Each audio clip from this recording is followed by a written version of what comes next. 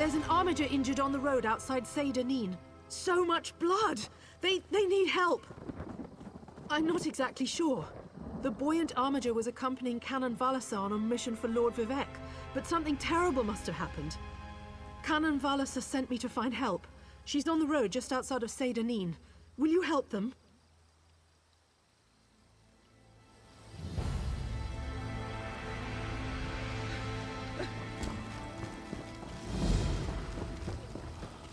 Don't cause trouble.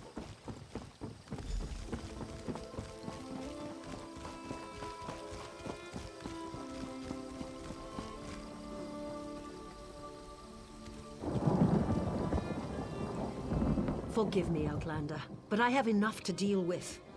I'm just a simple tribunal priest, and the trouble at the ancestral tomb was too much for even our buoyant armiger to deal with.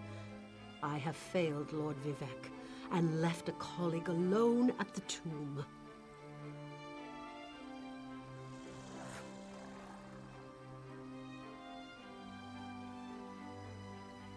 Lord Vivek sent the three of us to seek guidance at the Andrano ancestral tomb.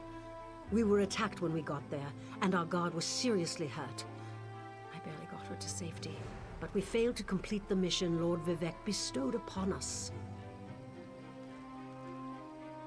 Canon Levoul. He remained behind after we retreated from the tomb. I know he wants to get back inside and ask Lord Vivek's questions. But there's no way he can get past the Daedra, or ask the questions on his own. May the three grant him wisdom. Jonathan, what's wrong? Someone help! Why, the three! First a wounded armiger, now this!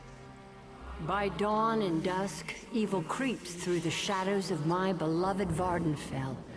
But an outlander arrives to aid my people, just as I have foreseen. Those words, what do they mean? What happened? Merciful Azura, the Mother Soul spoke through you. It's a miracle!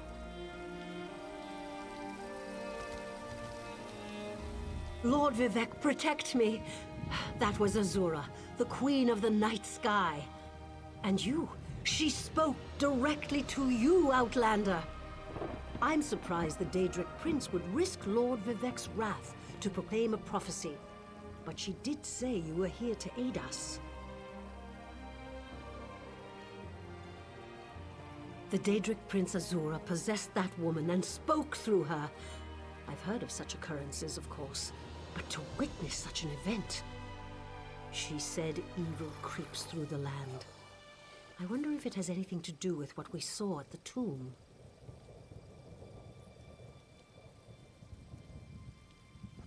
You don't know Lord Vivek, one of the living gods of the Dunmer Tribunal.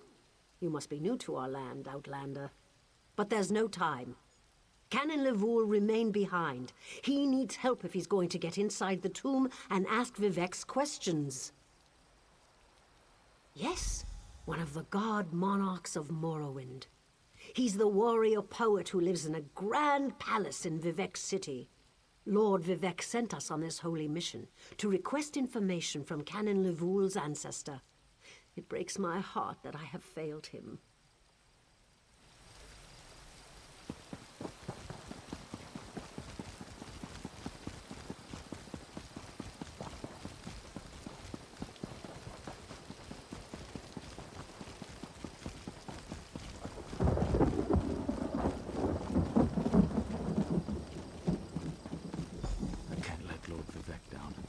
Those monsters, it's too dangerous. What am I going to do? Did Canon Valasa send you? Oh, she did, didn't she? That means she made it to Daedric. Vivek be praised. Will you help me complete my mission? It would be sacrilege if I don't enter my family's tomb and make Lord Vivek's inquiries. As the saints declare, the tribunal always provides. We'll need to be cautious, however. Daedra invaded the tomb. Makes it hard to talk to one's ancestors while monsters try to eat you. I'll also need your help when we reach the summoning chamber. Take this scroll with Lord Vivek's inquiries. While I summon forth my ancestor spirit and concentrate on maintaining the connection, you must ask the questions. He insists we use the exact phrasing. We can go inside when you're ready. We're really going to do this. I wish I knew how Daedric got into my family tune, but I'm sure you can handle them. At least you know they're there. They ambushed poor Armiger Urnsi. Took her completely by surprise. Follow me. I'll open the door. Follow me, but keep an eye out for those Daedra.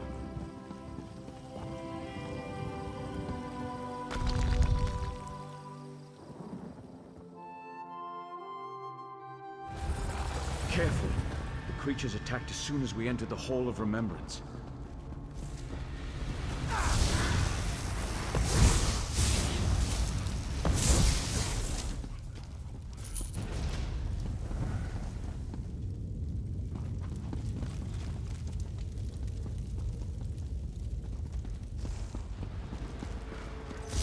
I've been waiting to try this spell out.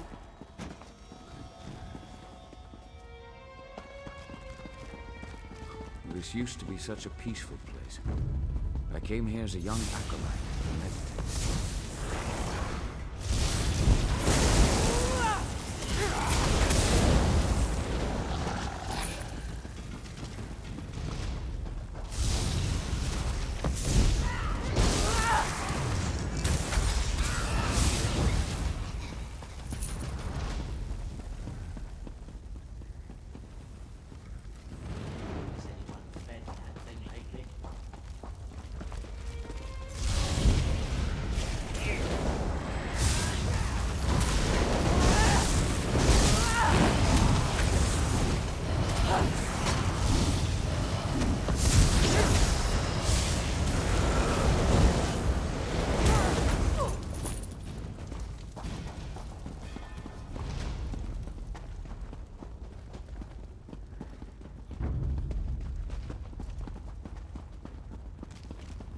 We're nearly there. Then we can summon my ancestor.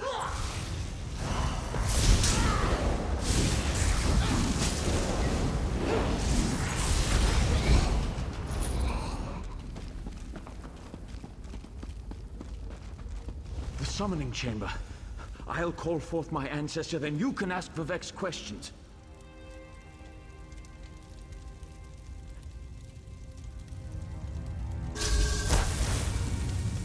Hasn't my rest been disturbed enough by those filthy Daedra?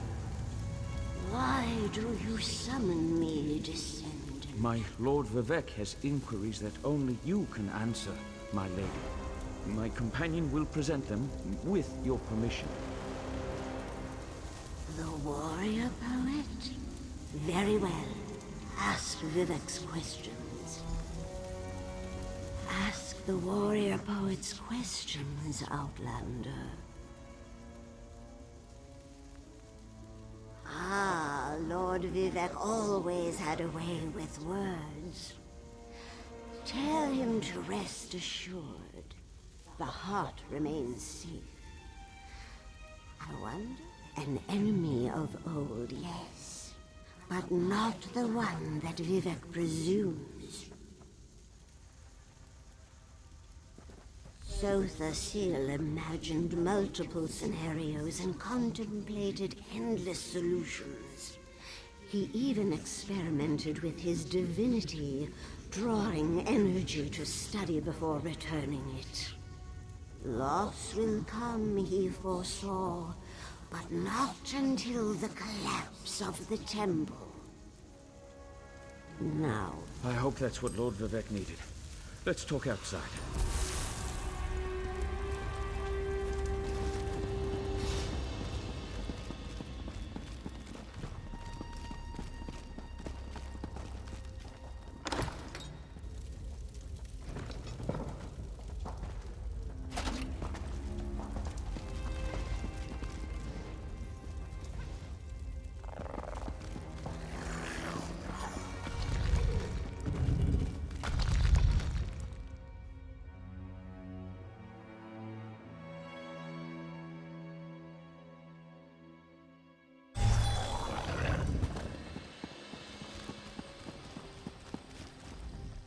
Thank you for helping me complete my task. Now, I need to return to Vivec City. Have you been there? It's amazing. Ziggurats rising out of the water, the moonlit hanging in the sky above. You should meet me there so I can introduce you to Lord Vivec. Just between us, I understood neither the questions asked nor the answers received. Not that I expected you. Some things aren't meant for mortal minds. That's another reason for you to come to Vivec City, to help me explain what my ancestors said. Excellent. I just need to make a quick stop in Saint-Denis to check on my original traveling companions. When you get to Vivec City, head right to the palace and I'll meet you there. I know that Lord Vivec will want to reward you for assisting me. I'll be along shortly. When you get to Vivec City, head directly for Lord Vivec's palace. Once there, I'll make introductions and we can tell the warrior poet everything we've learned. Of course. As I said, the tribunal consists of our 3 living gods, Vivec, Almalexia, and Sothosil. They lead us in spiritual matters and rule over Dunmer society as god monarchs of the Dark Elves. I serve Vivec, but honor the entire tribunal. Unfortunately, no. The Dunmer houses bow to the tribunal, but the savage Ashlanders refuse to acknowledge their divinity. The heretics never allowed themselves to be assimilated into the great houses. Instead, they hold to primitive superstitions.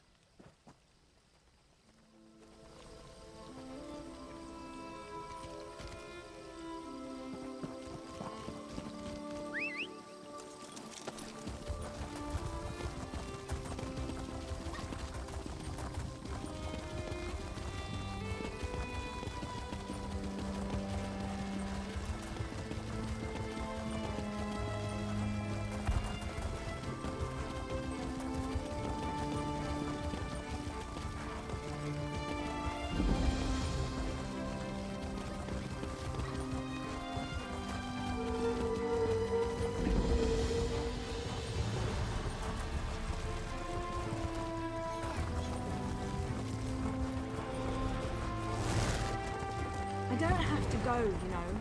I can help clean things up around here. I know how to keep it moving. This isn't a big deal.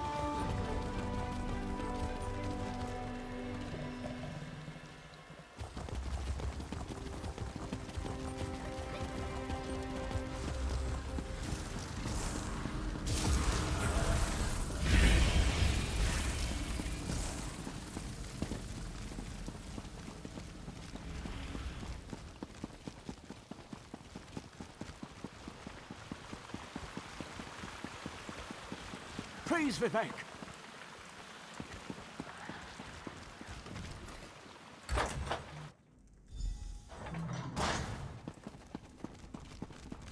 This is the person who helped me at the tomb, my lord.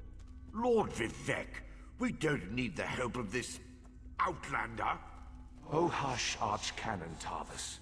Outlanders have their usefulness, and this one intrigues me. As you say.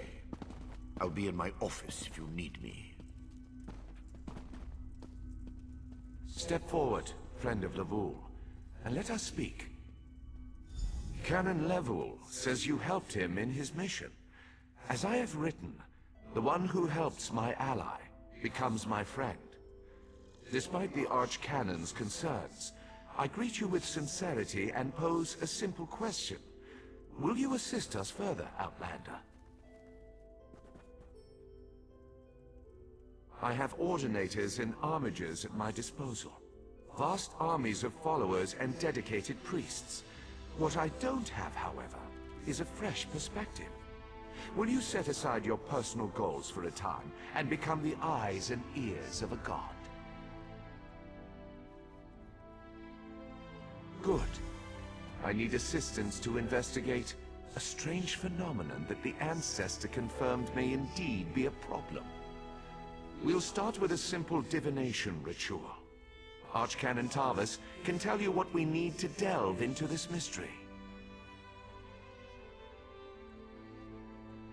The situation that troubles me has taken a toll on my archcanon, but he's a faithful servant. Tarvis will do as I say, and I say we need your assistance. Find the archcanon in his office, and he'll tell you how to proceed. The Daedric Prince. I suppose the same events that concern me might interest Azura, though she could just as easily be the source of these troubles. Red Mountain, strange Daedra, and then there's... well, we'll talk more about that when you return. Levoul's ancestor assured me that a source of power remains safe. As for the rest, let the guess ripen in the mind, and only speak when the fruit grows certain. I require more information on these matters, hence the need for the divination ritual.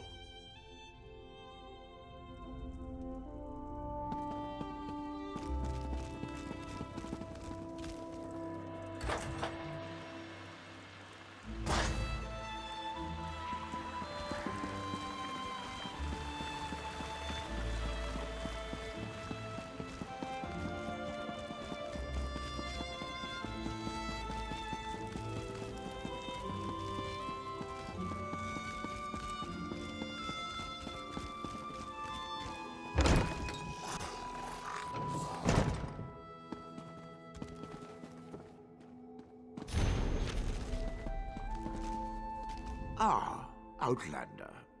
Lord Vivec trusts too much to put his faith in one such as you, but who am I to question my god? I suppose he sent you to me so I could put you to work? Did he say which task he wants us to accomplish first? Ah, yes. We do need to perform a ritual to reveal the nature of the phenomenon that vexes Lord Vivec. Now listen closely. I hate to repeat myself. Despite my objections, Vivec believes you were sent to help, so I'll do my best to assist you. Go to the ziggurat that's still under construction and tell the Overseer that Lord Vivec requires the Blessing Stone. Then bring it to me in the palace. You receive a simple errand in the service of Lord Vivec, and countless questions form unbidden in your mind. Very well. Go ahead. Ask your questions. It's not like I'm the busy archcanon of a living god or anything. Ah, the ignorance of Outlanders. How refreshing. The Blessing Stones serve as repositories for small amounts of Lord Vivec's power. They allow his favor to permeate sanctified locations. We need such a stone to power the divination ritual. If you haven't guessed yet, the phenomenon interferes with Lord Vivec's power in unusual ways. It will be safer for everyone if I perform the ritual by using the Blessing Stone instead of drawing on my Lord's personal store of energy. Even if I told you, you wouldn't comprehend it. Lord Vivec's senses eclipse those of mere mortals. Suffice it to say, he feels a disturbance in the flow of energy throughout Vardenfell. He seeks to discover the source of that disturbance. Lord Vivec sees signs and portents everywhere. It's the poet at his core. I tend to be much more pragmatic. Sometimes a volcano is simply a volcano, and not a harbinger of doom. As for the Daedra, I have no idea. Perhaps the summoning got out of hand. Offend me? You give yourself too much credit. No, I feel the same about all Outlanders. This is tribunal business, best handled by tribunal resources. However, I also obey my Lord Vivec, so I will tolerate your involvement and do my best to aid you.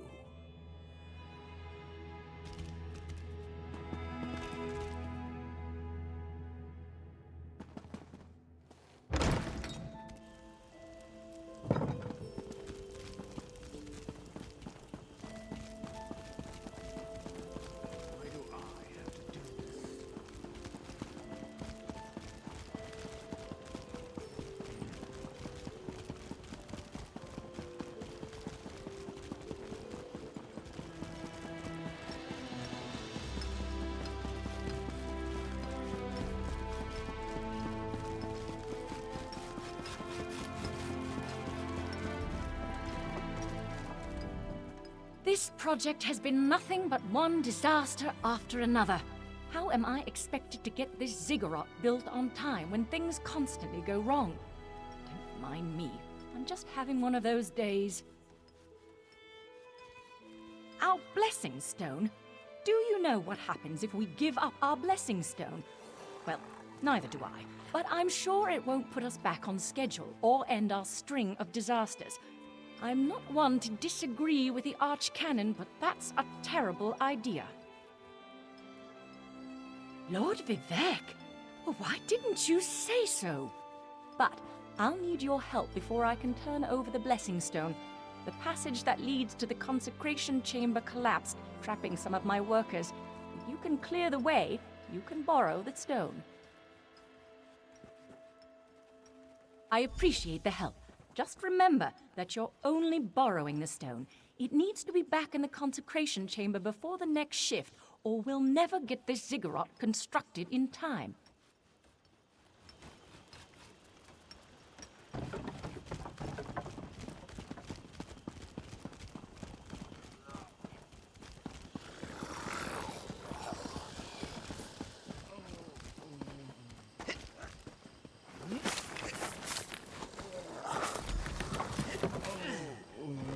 Thank you. I'll go tell the Overseer what you did for me.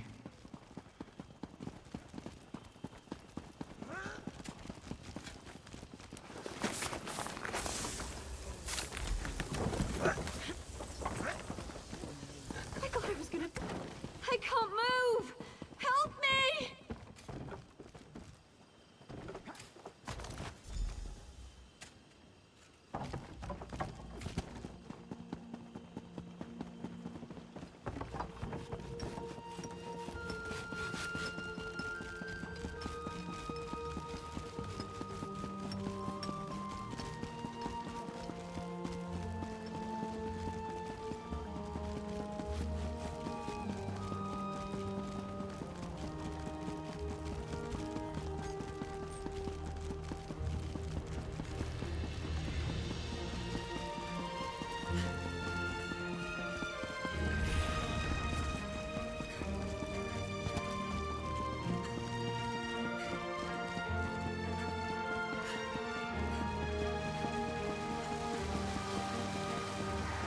Praise Vivek!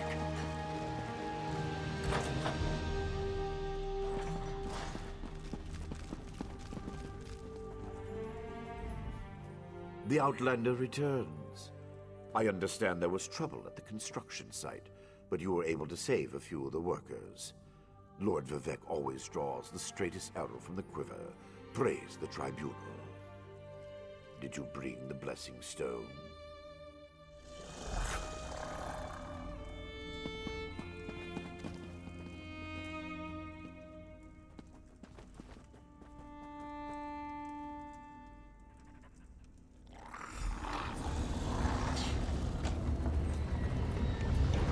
Hear the words of the warrior poet, and reveal the source of Lord Vivek's distress.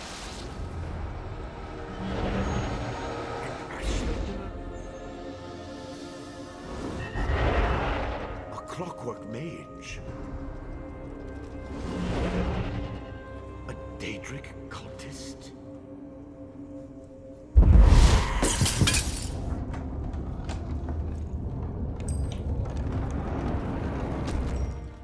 Something interfered with the ritual, my lord.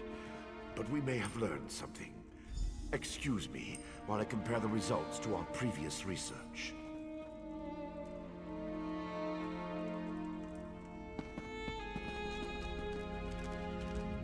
Between the cryptic warnings of the ancestor spirit and the unexpected result of the divination ritual, I fear there may be more astir than I imagined. We solved the greatest mysteries by accident, I suspect. I should write that down. We learn from every action we take. Failure or success, each result teaches us something, at least in the larger sense. To be more specific, no, not as much as I hoped. Images that suggest avenues to investigate, riddles to solve. Let me tell you a secret, Outlander. It concerns a living god and energy that fades like daylight as dusk spreads across the land.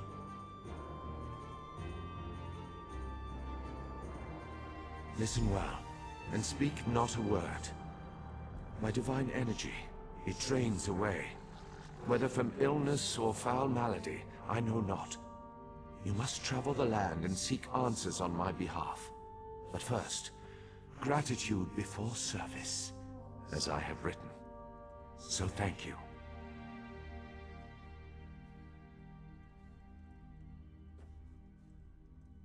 The ritual confirmed my worst fears.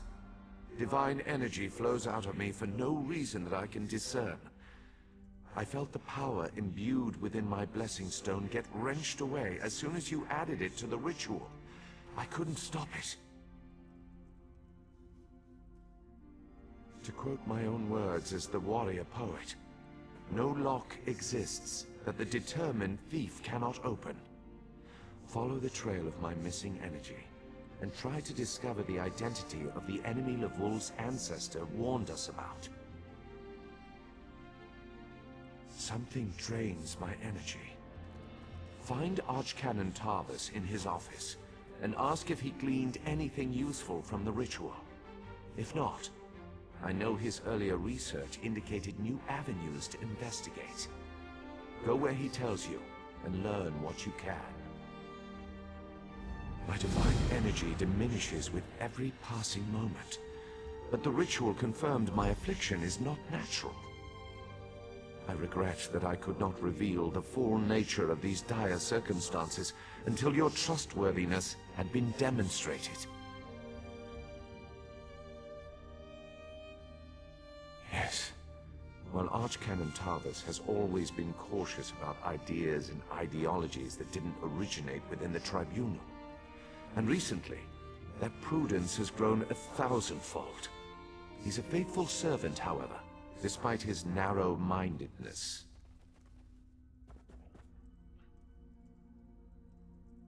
I've always used my power freely, and without detriment. I create the Blessing Stones, hold the moonlit above the city, and perform 100 miracles a day to benefit my people. I begin to feel the toll this liberal application of divinity costs me. I care little for my own safety, but my people are another matter. Without my power to stop it, the moonlit will crash into the city and kill hundreds, perhaps thousands of innocents. And that would be just the start of Vardenfell's woes.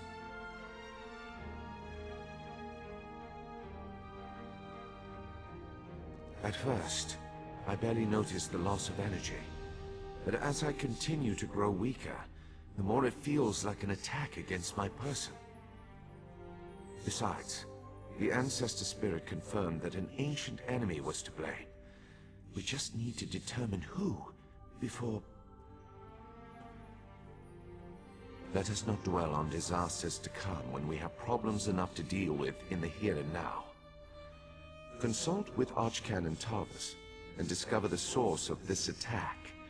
Then we can put an end to it and not worry about what might have been.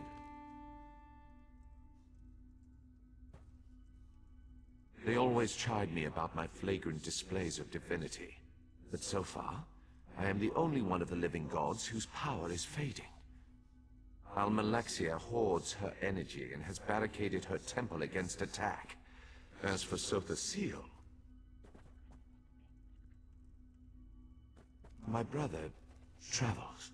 We have not heard from him for quite some time, but I sense that he remains safe and in possession of his full power. Funny. He always wanted to discover the limits of our divinity. Perhaps I will solve that mystery for him.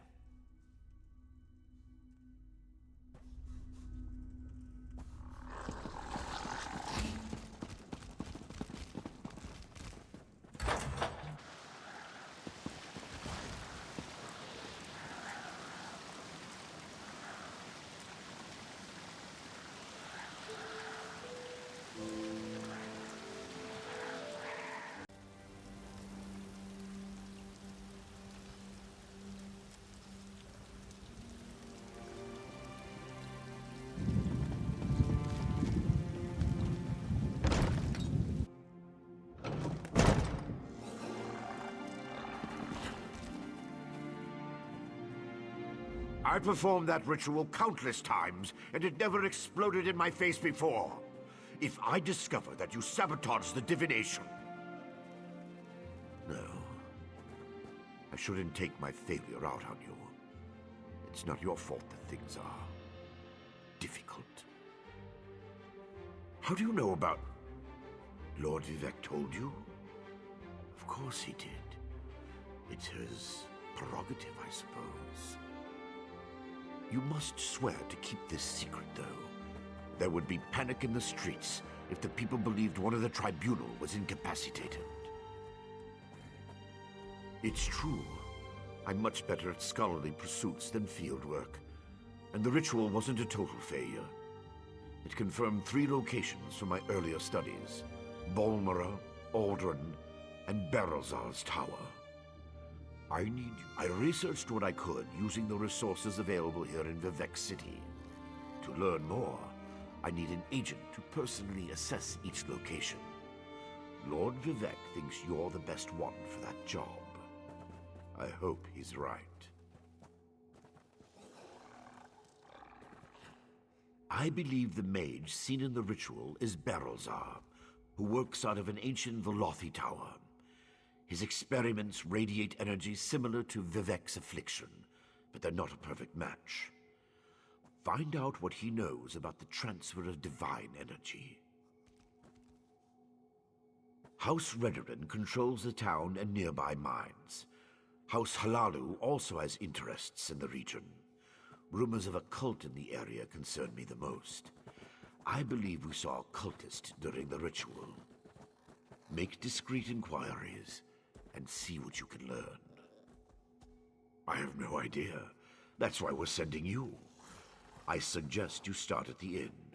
Secrets get spilled along with the drinks in such places. The miners may know something as well. I've heard that House Redoran has issued some kind of proclamation. Savage Ashlanders, like the one seen in the vision, use the area as a tribal meeting ground. These nomadic heretics deny the divinity of the tribunal and have no love for Vivec. But how they could be involved eludes me. See what you can uncover. I traced tendrils of Vivec's energy to these locations, and the ritual confirmed the connection before it went awry. Just don't discuss Lord Vivec's condition with anyone. We don't want to start a panic. If anything changes here, I'll contact you.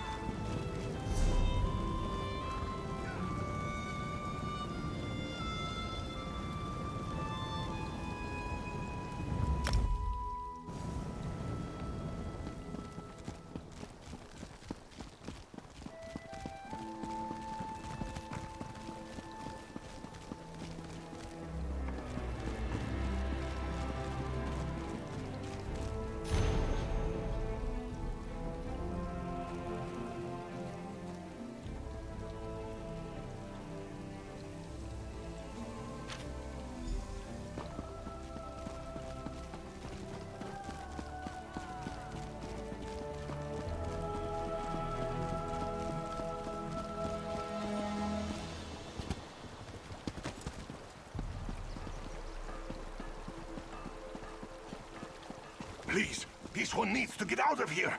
Those cultists, they're insane. All right, but keep your voice down. I'll be ready to leave soon enough. In the meantime, if anyone asks, you're just here to haul cargo.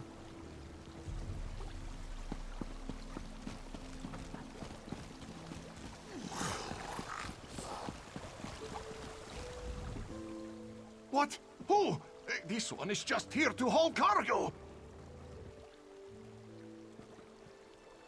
Cultists? This one said nothing about cultists. Perhaps you are thinking of another Khajiit. Look, Renaku just wants to leave all these crazy dark elves behind and find a safer mine to work in. The Shulk ore mine is cursed.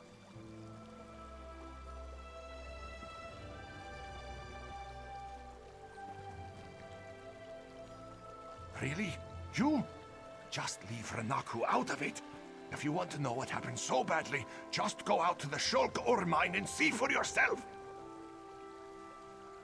No one likes a Gwar liquor, you clawless kitten. It happened a few days back. Weird cultists just barged in and took over the mine. This one managed to get away, but the crew chief and some of the others are still out there. Happy now, fish breath?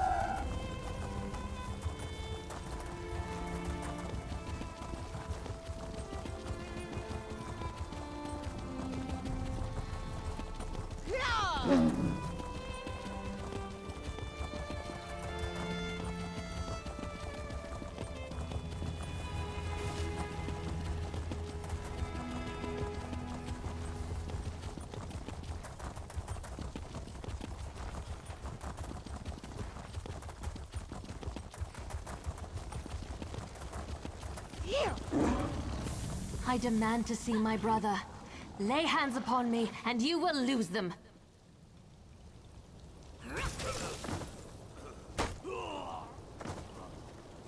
You there! The territory of the Red Exiles shouldn't be traveled lightly. Ashlanders once respected each other, helped one another. You'd think these were house wolves or tribunal dogs, the way they treated me. Speaking of the tribunal, you have the smell of dog about you. I wonder why that is. Lord Vivek, is it? And I thought all the tribunal cared about was building monuments to their own greatness. Nice to see that one of them cares about what's going on beyond their borders. Well, perhaps we can aid each other this day, Outlander. Ashlanders are nomads, but we gather at sacred sites to trade, confer, and pay homage to the past. Aldrin is such a place. That's why Chodala invited the Red Exiles here. But these outcasts won't let me into their camp. I need to find my brother. My brother, Chodala, is the Ashkan of our tribe, and I am his ambassador. I act as a go-between among the tribes. Chodala wants to unite the Dunmer and calmly end the era of the bickering houses. He hopes to convince the tribes to follow his lead. Head into the Red Exiles camp and find my brother. Otherwise, see if you can find out what he was doing in there and where he's gone. Be wary of the outcasts. As you saw, they won't hesitate to attack without reason or provocation. No, just our tribe, the Urshilaku, though he's respected by most of the other Ashlanders for his wisdom and strength of will.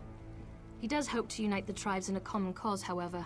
That's one of the reasons we've gathered here at Aldrin. My brother and I have always worked to help our people, and improve the Ashlander way of life. He used to believe that peaceful negotiation was the best path to accomplish this.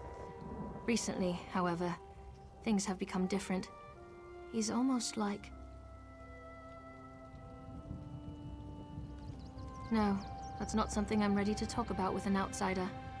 Perhaps after you prove your trustworthiness and willingness to help us, then we can discuss my brother in more detail. Perhaps. That's not our goal, but the tribes will defend themselves if necessary. No, we hope to present a united front and show the houses the folly of the path they've embarked upon. Turning away from our forefathers and god ancestors has made them weak.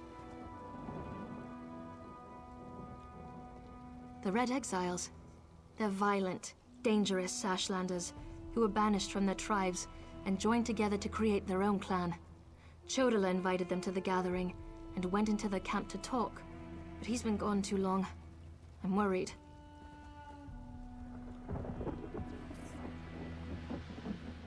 As you saw, hostility is second nature to the Red Exiles. We're here to negotiate, they're no better than thieves and murderers. If they spot you in their camp, you'll need to defend yourself. It's unfortunate, but they'll leave you no choice.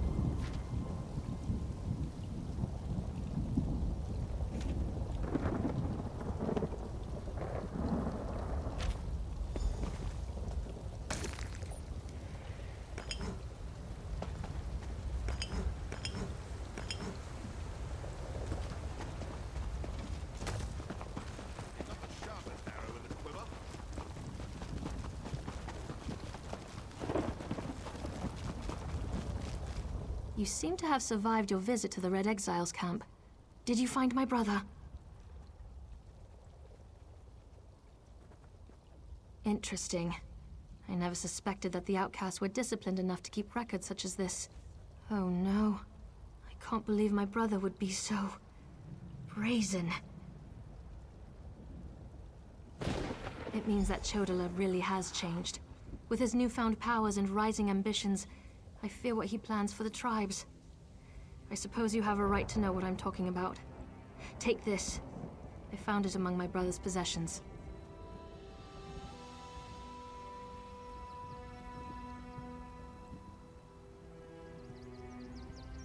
Chodala discovered new power out in the wilderness, and it changed his view of the world. He writes about it in that document. Now he believes he's the Nerevarine, and incites the tribes, while I try to keep them all from doing anything rash. You don't know? I thought... No, you're not an Ashlander, and the House Elves rarely talk about such things. Long ago, there was a hero named Nerevar. He fought alongside the Tribunal, before they claimed to be gods, until they betrayed him. So our legends say. Nerevar united the Kaima and forged an alliance with the Dwemer. He died at the Battle of Red Mountain.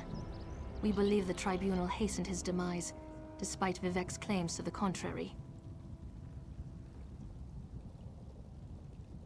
The Nerevarine is a promise and a prophecy. We believe that, through the power of Azura, Nerevar will return to unite all Dunmer, House and Ashlander alike, and make Morrowind great again. The returned Nerevar will be known as the Nerevarine. While the prophecy of the Nerevarine can be interpreted as the end of the Tribunal, I have always seen it as a prediction of hope and peace.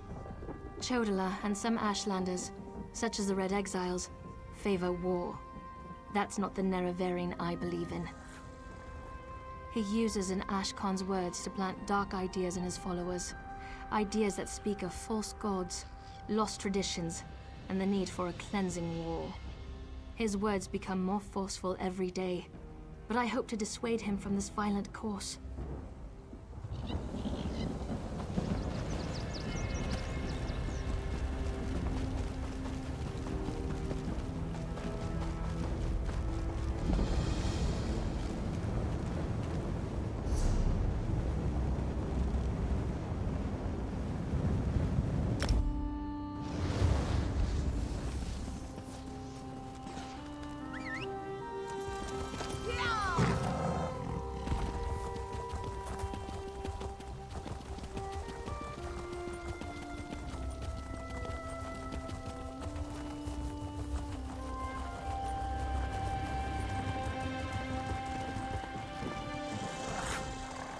You shouldn't be here.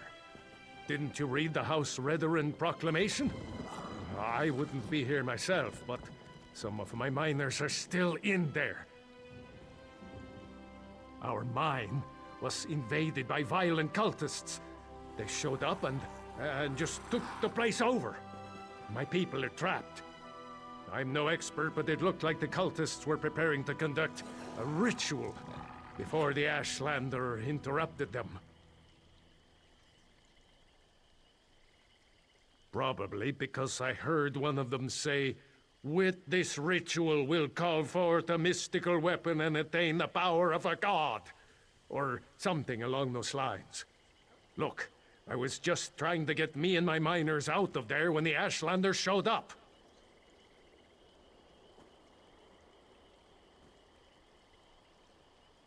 It used to be an ore mine, and we hope it will be again.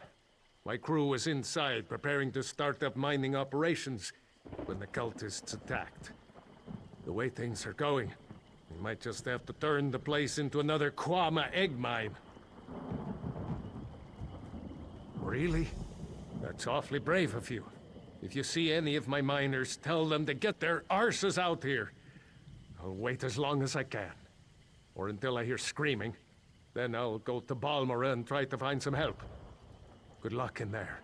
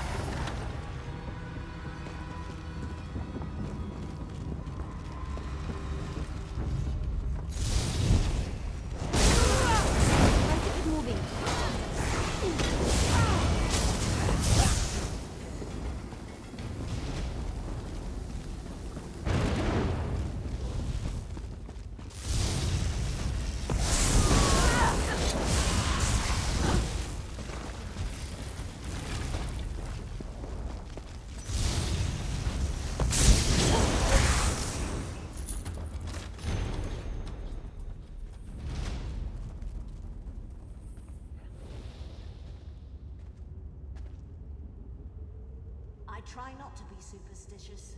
That brings bad luck.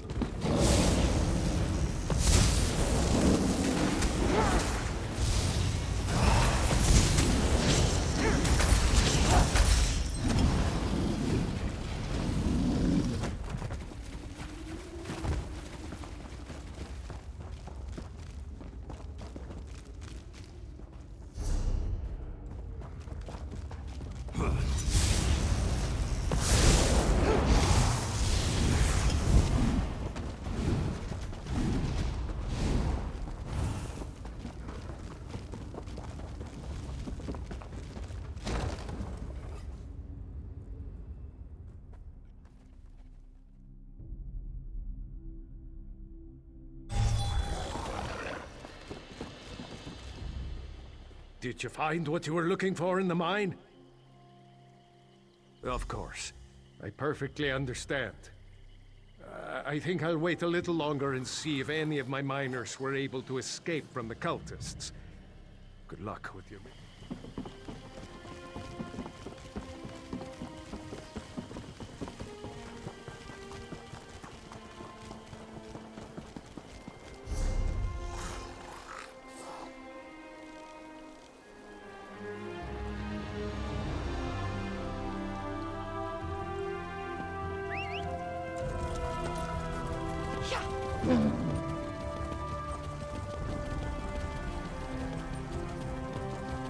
You there, Outlander. I have a proposition.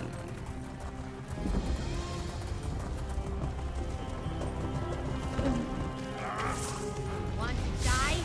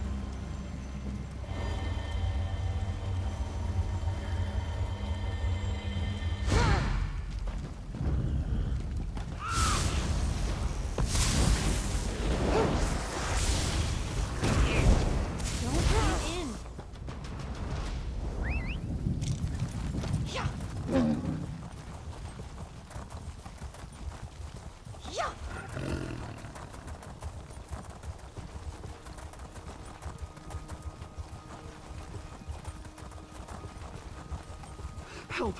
Someone, please help!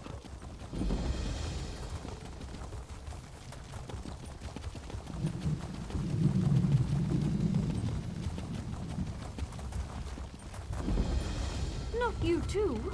This is ridiculous. I'm sorry, Talima.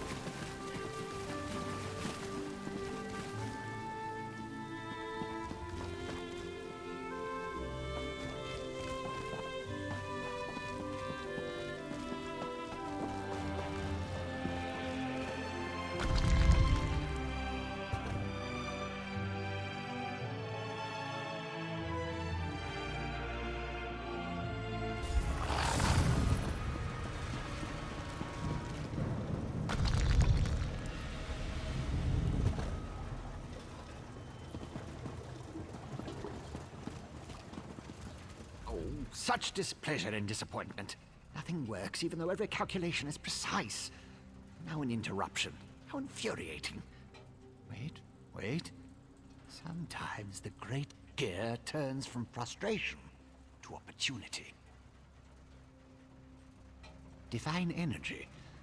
I'll have you know I participated in Lord Sother Seal's 9 analyses of the Exalted Enigmas.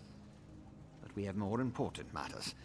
I'm about to determine the correlation between color and time, and I could use another set of hands.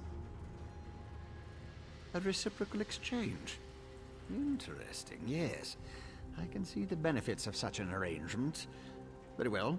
Just activate the crystals in the proper sequence while I modulate the energy flow. Less chance of an explosion that way.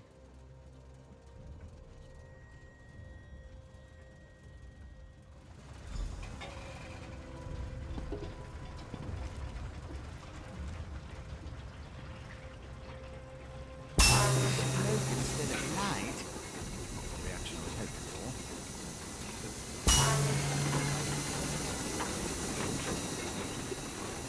Activated, but not in the proper sequence. No. Receiving smoke instead of light. Not the reaction I was hoping for.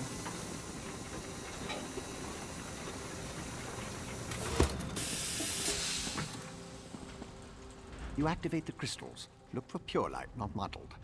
I'll modulate the energy fluctuations, make sure nothing explodes. If color confounds you, look at the shape. Fewest sides to most. But the great gear turns, so be quick. Be quick.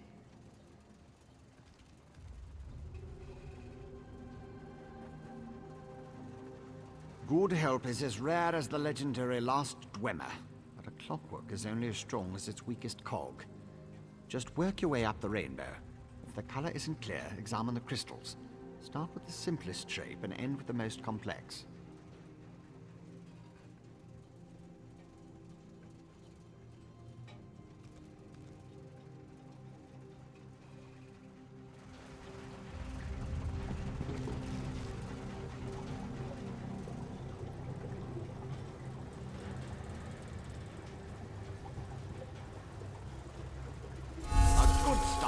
Keep going.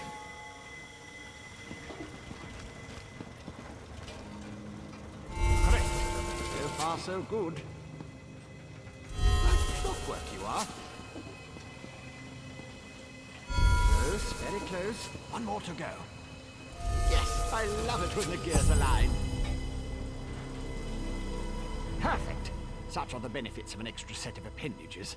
The energy flows freely and without disruption, allowing the rods and the pistons to align in a most pleasing manner. Thank you. Now, why do you want to know about divine energy? Scent. How intriguing. I was just thinking about my former master, Sother Seal, and the experiments we conducted. He desperately sought to understand the power he and his companions attained, especially whether or not that power was temporary. Not while I assisted him. He had a tool that he used to drain away minute bits of his own divine energy to store and study. He could extract it and return it as he saw fit. Not sure what became of the tool, but here are my notes from those days.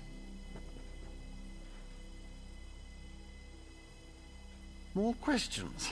Well, Lord Sother Seal attributed curiosity to intellectual superiority. Suppose I should do the same. Ask, and I will attempt to tighten the cogs of your ongoing education as best I can. Odd question. Is a hammer a weapon? A saw? A Dwemer spring spanner? No, it was just a tool. A device crafted by Sother Seal to aid in his endless experiments. Suppose I could imagine ways to modify the device, but for what reason? Haven't a clue. Tools have a way of wandering off when you don't stay vigilant. Had a guar that used to swallow tools when I wasn't looking. Glowed for a month until the enchantment dissipated and the tool passed. Should have heard the screams. He's the father of mysteries and the architect of time. One of the tribunal. The 3 living gods of the Dark Elves. Creates all sorts of helpful and intriguing devices, like the Clockwork City. I haven't seen my old master in many years. It's a wonder and a miracle. All brass tunnels, glass domes, and giant gears. He was inspired by the work of the Dwemer. The Clockwork City is pure Sotha Seal. He made it to forge the future and reshape the world. I learned a lot there.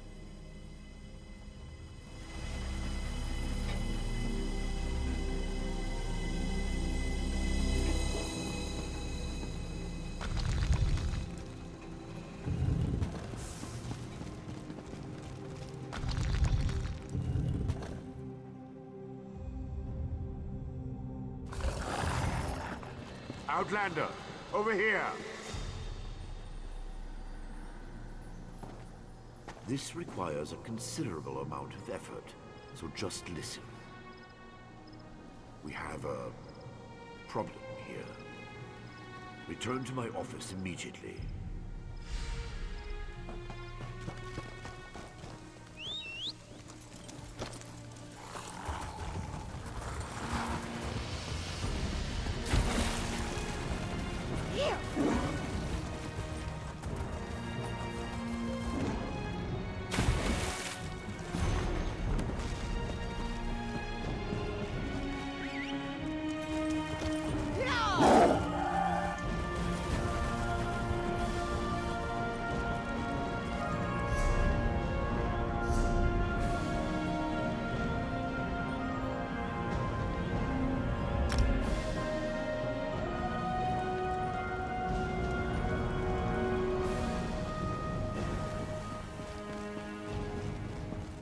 Cities can be just as fecal as people, but just as beautiful too. At last. Did you see what's happening outside? Red Mountain rumbles louder and more frequently. The sky grows dark, and worst of all, the people are beginning to notice. Soon I'll have to muster the Ordinators to keep them from the palace doors. In part, Lord Vivec is not well. I won't allow his followers to see him in this state. He continues to lose energy, and it's becoming difficult for him to maintain the realm in his usual fashion. Now, what did your investigations uncover? I'll review these documents and present your findings to Lord Vivec. I was against bringing you into this investigation, but I was wrong. Thank you for aiding us. You should go see Lord Vivec now. He's been asking about you. I'll be along shortly. Very well. Tell me what you learned at each of the locations, and let's see what conclusions we can come to.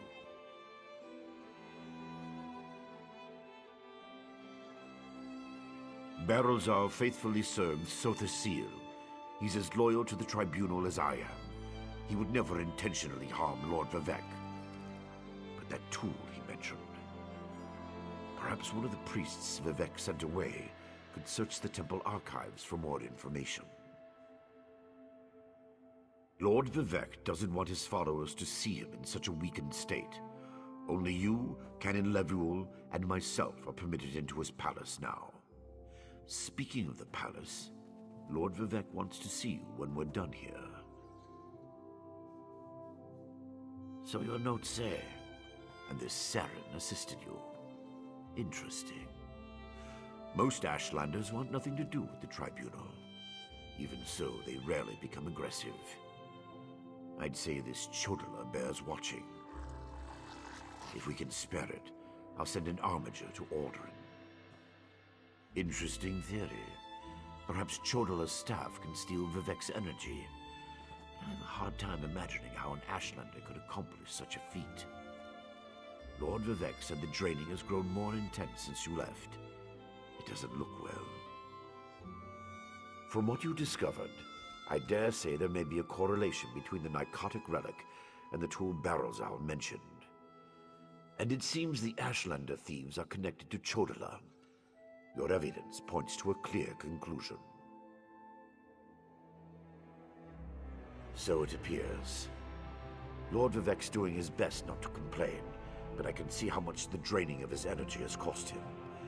Just seeing you again should improve his mood considerably, And the progress you made with your investigations, outstanding.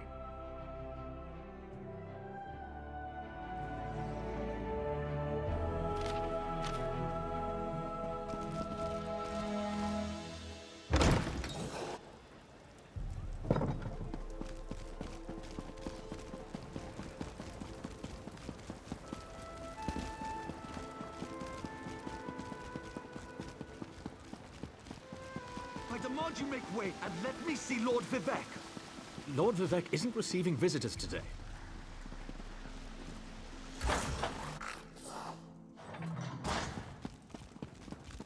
My lord, please let me send for aid. Perhaps one of the healers can help you.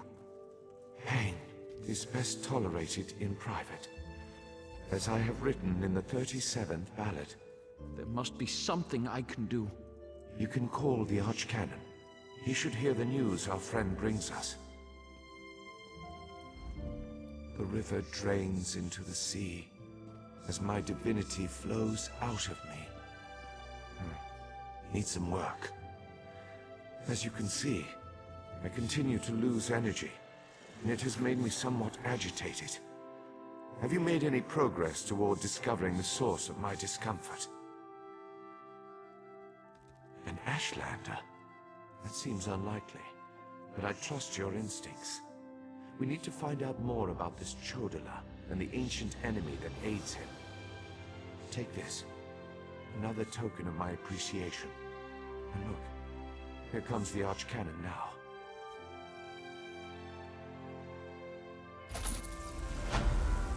My lord, the Outlander may have actually discovered something.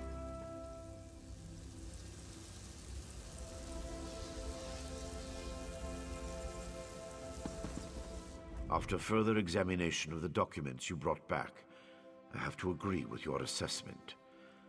The Ashlander Chodala has somehow siphoned divine energy away from Lord Vivek.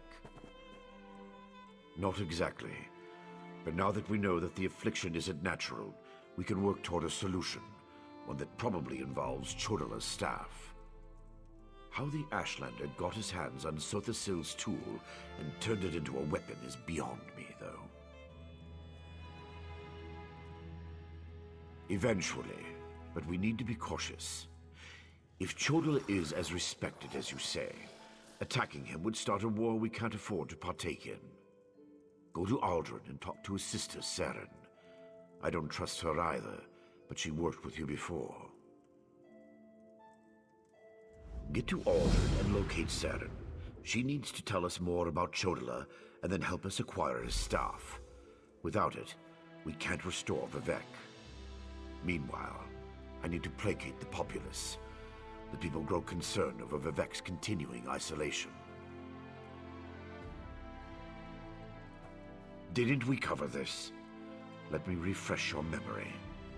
Lord Vivek suffers stoically as his divine energy drains away. Neither my administrations nor his defenses have been sufficient to plug the hole, so we've isolated him to keep panic to a minimum.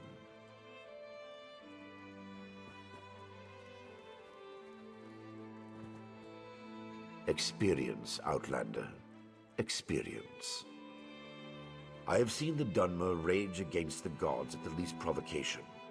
When they realize that Vivek is ill, that his powers are failing, they'll weep and gnash their teeth like frightened children. The people don't handle the infirmities of their deities very well, especially when those infirmities could foreshadow Red Mountain's eruption or portend the moonlets fall from the sky. Once such fear ignites, it spreads like wildfire. They try not to think about them at all. The Ashlanders are savages. They refuse to acknowledge the supremacy of Lord Vivek and the Tribunal, instead putting their faith in the despicable Daedra. They're heretics, pure and simple.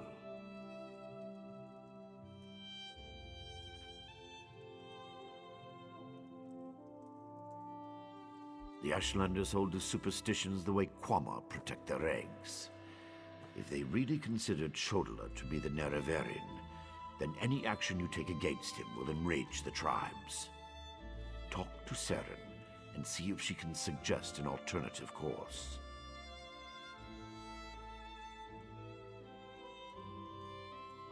If we knew for certain, we wouldn't be sending you to make a deal with a heretical Ashlander, now would we? Chodola must have something to do with Vivek's energy loss, but the how and why remain a mystery. That's why I must examine that staff. Everything you uncovered suggests the staff and Sotha Sil's missing tool are one and the same, and it's obviously connected to Chodola's newfound powers. Bring it back here so I can study it. The solution resides in the staff. I'm sure of it.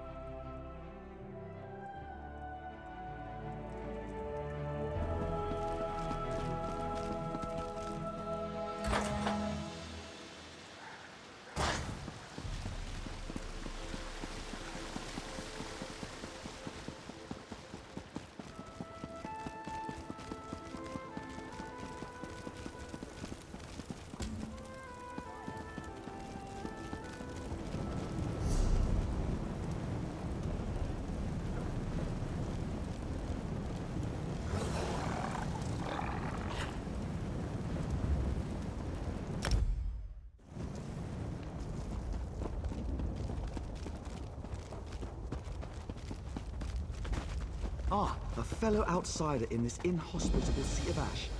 I wonder if we might help each other.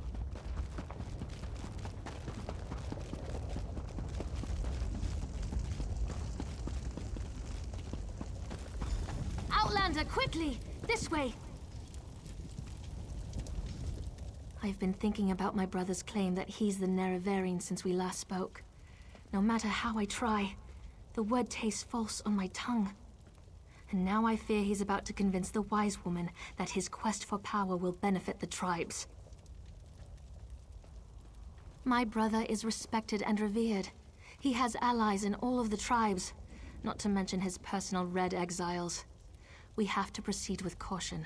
Respect the Ashlander customs and traditions. Anything else will lead to violence and bloodshed.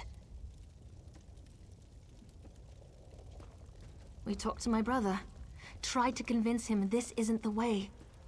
Barring that, we make sure the wise woman doesn't get drawn into his madness. Whatever Chodola says or does, don't attack him. We don't need a war between the houses and the Ashlanders.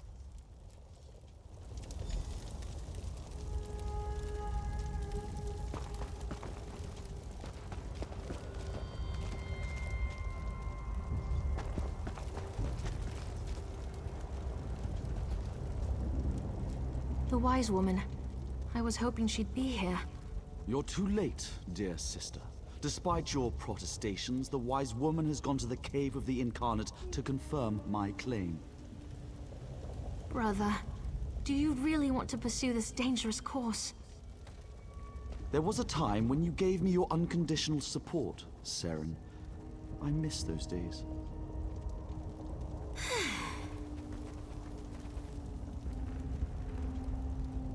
My brother Chodola's about to do something foolish and dangerous. But by dusk and dawn, Azura put you and I on the same path for a purpose. I just hope we have enough time. He's about to claim the title of the Nerevarine and try to unite the Ashlander tribes gathered here. He already convinced the Red Exiles to support him. He's using them to intimidate the other tribes. If he persuaded the Wise Woman to his cause... Wise Woman Dovrasi, the most respected counselor and spirit guide this side of Red Mountain. She went to the Cavern of the Incarnate to meditate on Chodola's claim. If she confirms my brother's assertion, the tribes will follow wherever he leads. Agreed, but I dare not leave Chodola alone with the tribes. I feel the hand of Azura in all this. Go to the Cavern of the Incarnate and talk to the Wise Woman. I'll stay here and try to keep things under control until you return.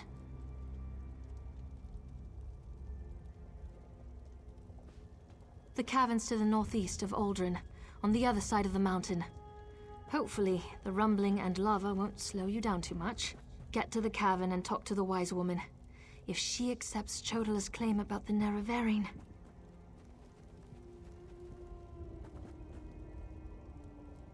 My brother isn't the first to believe he's Nerevar returned. All of the previous failed incarnates rest within the cavern. A statue of Azura watches over them as they await the arrival of the true Nerevarine. When Chodala became a Gulakhan, a champion of our people, I supported him. When he stepped forward as Ashkan, leader of our tribe, I was at his side. But this new claim, it comes with strange powers and talk of war. I can't support those things. Azura proclaimed that someday, Indorel Nerevar, a hero from our ancient past, would return to unite the Dark Elves and right the wrongs of Nirn. We call the returned incarnate the Nerevarine. My brother Chodala believes that he's Nerevar reborn.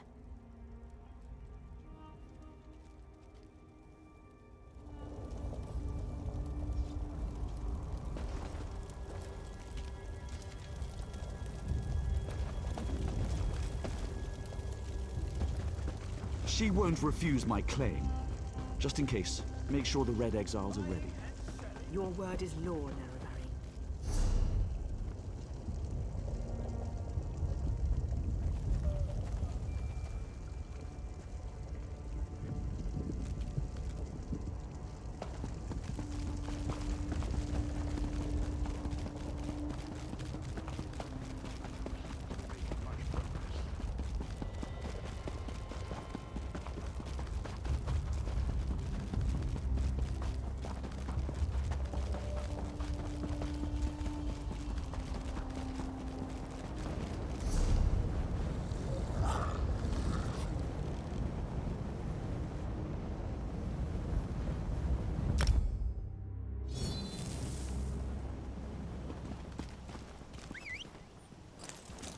Good. I didn't want to walk.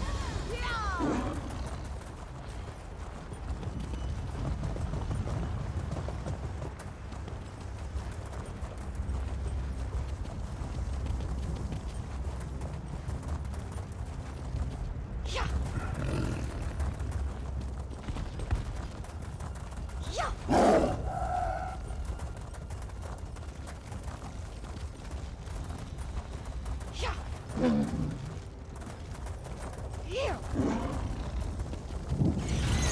Let me go!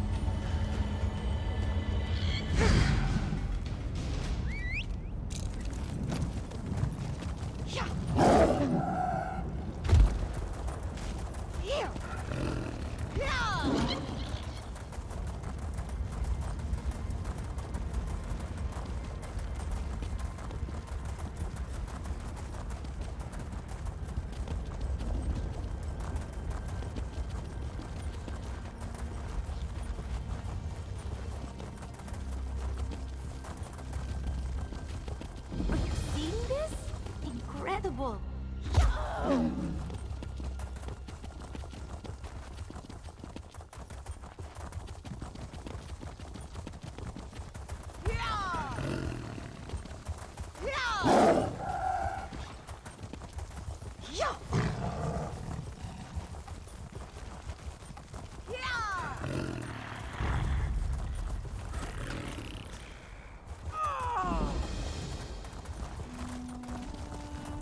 Here!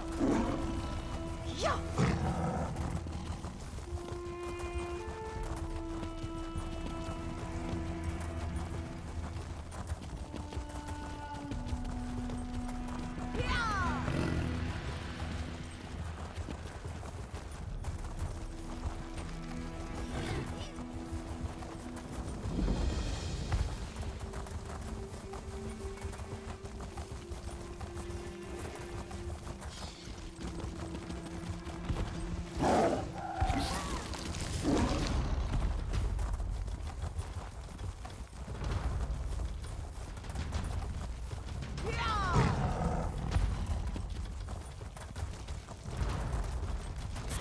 This is so much better than reading.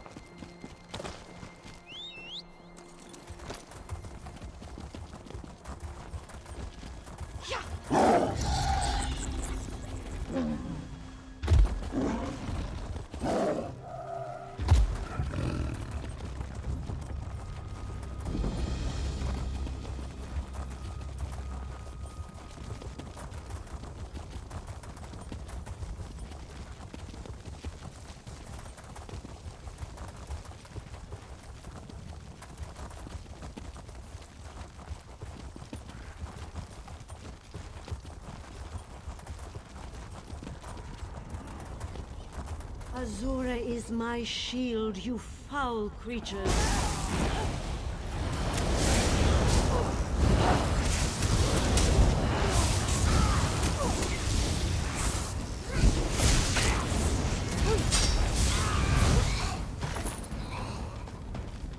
Thank you for aiding me, but I sense you came for a different purpose.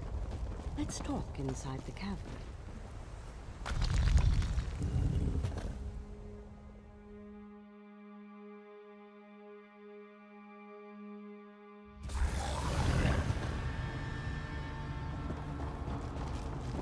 An outlander? Surely there must be another way. No, my lady, of course not. I'll do as you ask. Come here, outlander. We must talk. It feels strange to talk to an outlander in such a sacred place, but the Queen of the Night Sky insists. I need to render judgment on an important claim, and she says you can help me reach the correct decision. Words of truth from the mouth of an outlander. Remarkable. The Red Exiles and a few others believe that Chodala is the Nerevarine. He's convinced them, but not me. I came here to consider my options. I fear a bloodbath if I oppose his claim. Perhaps, but I must remain impartial. If someone else reveals the flaws in Chodala's claims by comparing him to the failed incarnates, that might do the trick.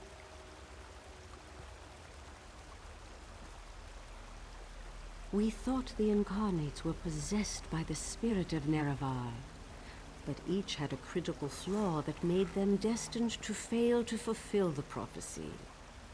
Their spirits reside here.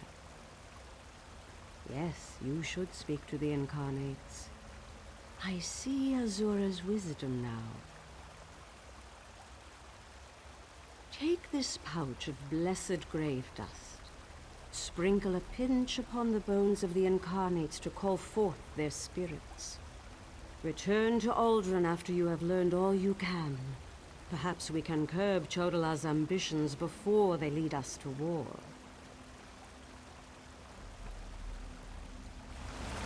We need knowledge to defeat Chodala, Outlander. Listen well to what the failed incarnates have to say.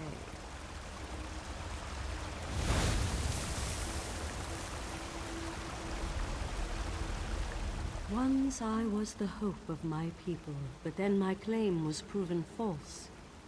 Now I wait, and I hope for the Nerevarion's return. State your question, Outlander, and I shall do as Azora urges. To fulfill the prophecy, I followed a path of blood and war. In the end, my path became a road that led nowhere, and I was cast down from my lofty spot.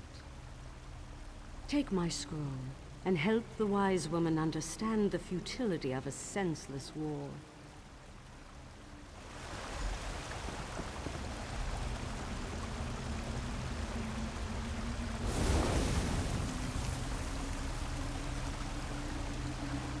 The Nerevarine remains a promise unfulfilled, and I am as guilty of prideful posturing as every other failed incarnate that occupies this hall.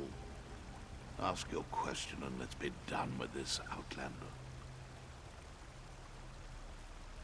The Nerevarine must listen as well as proclaim. I refuse to accept wise counsel, which led to the doom of my tribe and the end of my quest to embody the spirit of Nerevar. Take my scroll and remind the wise woman that wisdom ignored is ignorance.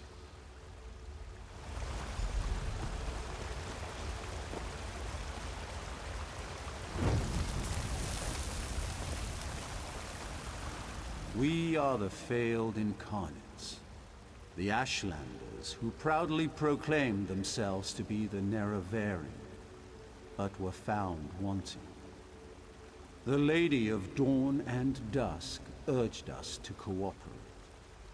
So ask your question, Outlander. Take my scroll, and help the wise woman see the lie of unbridled power. I thought myself the reborn Nerevar, for I was the strongest, most powerful warrior in all the land. Mortal, let us speak. I foresaw your usefulness before you even set foot in Vardenfell. Now comes a test that will challenge your ability to separate truth from lies. You must convince the tribes that Chodola is not the Nerevarine. Doversee's wisdom outshines most other mortals.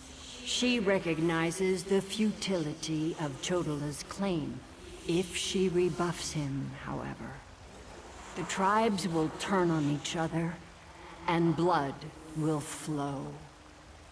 The staff, Sunra, it makes Chodola confident, reckless. Your instincts serve you well. Chodola's path took a dark turn.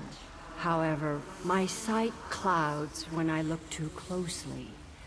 Sothasil built Sunra, but he did not create it with this vile purpose in mind. You must act on my behalf, and Vivek's.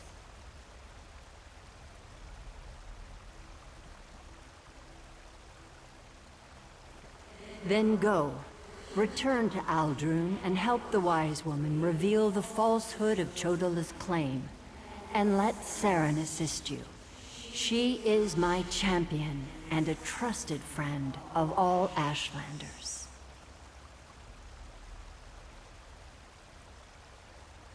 Use what the Incarnate shared with you. Their failures point the way toward Chodola's downfall, but beware Chodola's power. He may not be the Nerevarine, but some greater agency has lent strength to his conviction.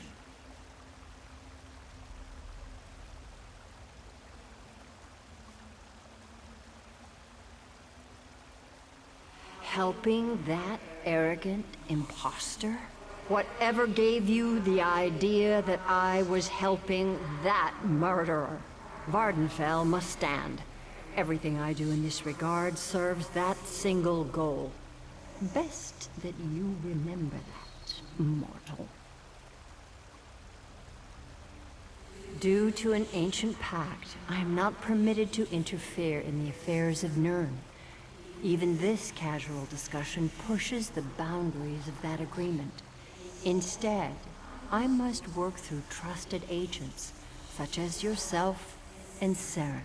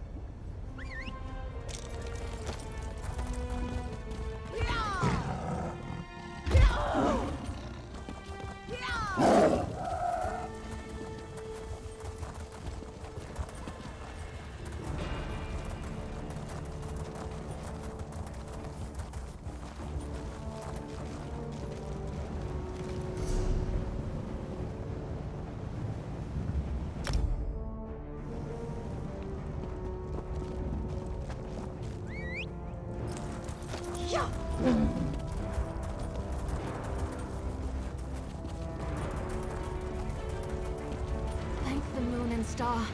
You've returned. The wise woman returned from the Cavern of the Incarnate and went right into Scar to meet with the tribes. Chodal is in there too, about to be named to the Nerevarine. Tell me you came back with something to stop my brother's rise to power. Ah, of course.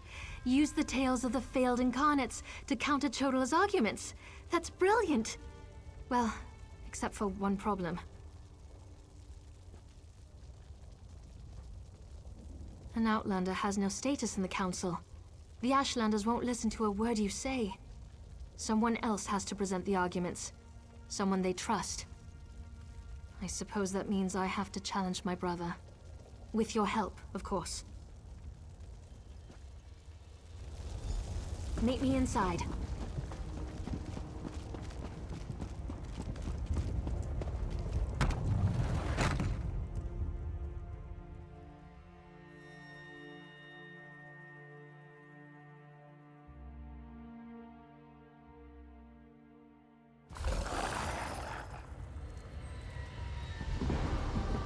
Must we continue this farce? It's obvious that I'm the Nerevarine. Someone has stepped forward to challenge your claim, Chodala. Saren, I'm disappointed in you, dear sister. Enough. I shall hear your arguments and render my decision.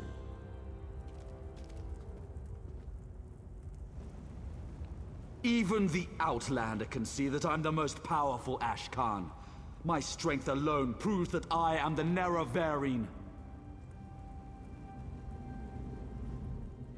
Chodala puts forth his great strength as proof of his claim. Give me the scroll that discounts such a trait for the Nerevarine.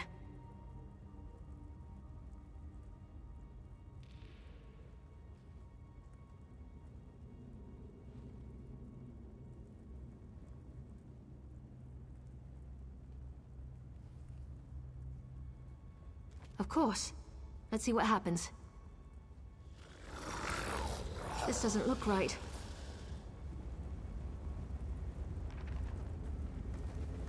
Must we continue to tolerate this travesty?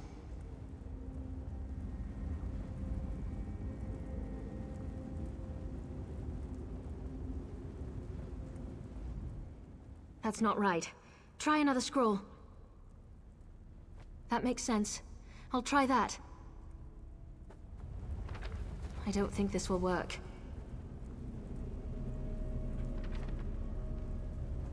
Saren, the Outlander's lies... Be careful.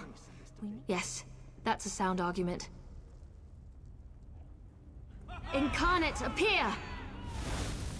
As a warrior and as an Ashkan, I was the most powerful of my age. But for all my strength, I failed my people. Don't follow my example. The faithless houses dare to threaten our land, but we shall meet them in battle, and I will lead us to victory.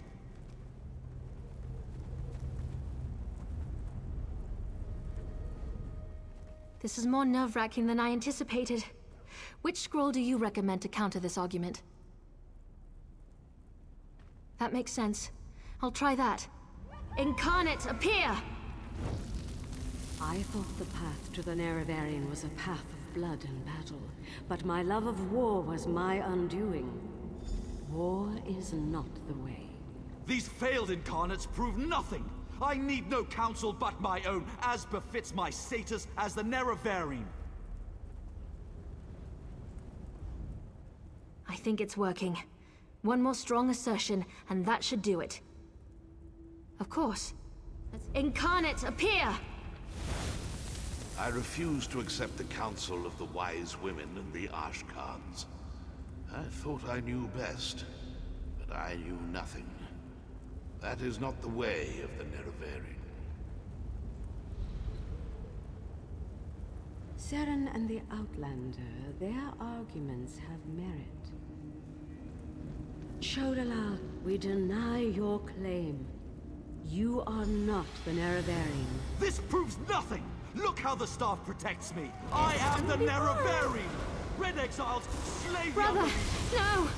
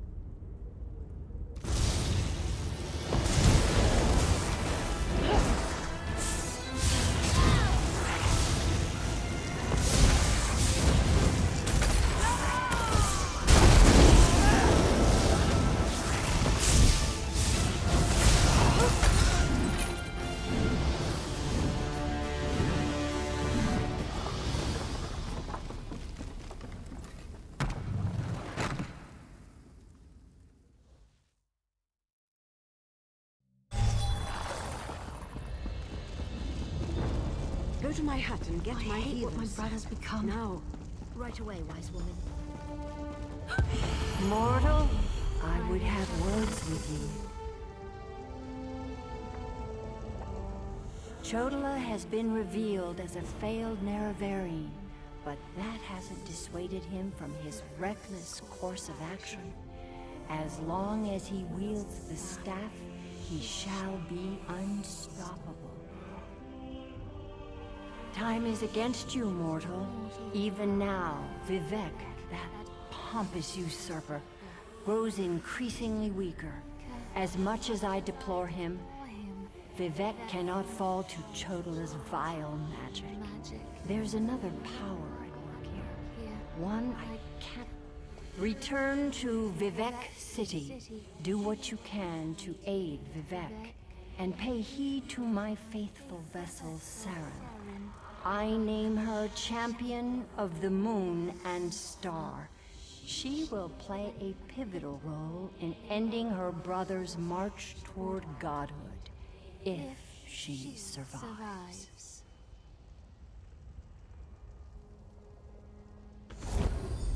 That was... exhilarating.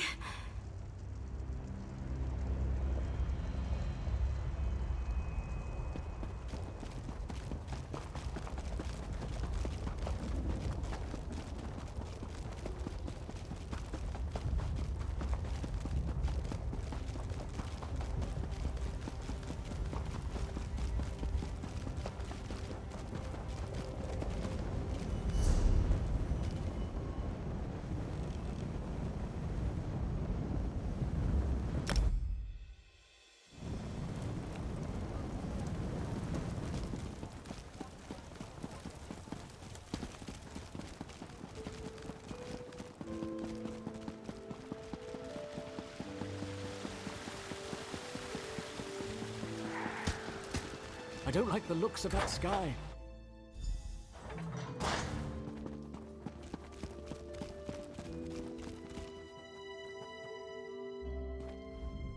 As a god weakens, so too does his city suffer. I know my people grow fearful. Even the Archcanon is distressed. But the energy that remains to me holds the moonlit in the sky, at least for now. So what news does my eyes and ears bring to me?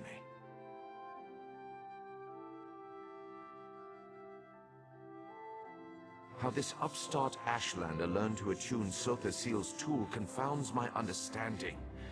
And he dares use my power? Still, your help is appreciated. Every strike and parry takes us one step closer to ending this threat and restoring my vitality. Due to Lord Vivek's condition, it falls upon us to find a solution.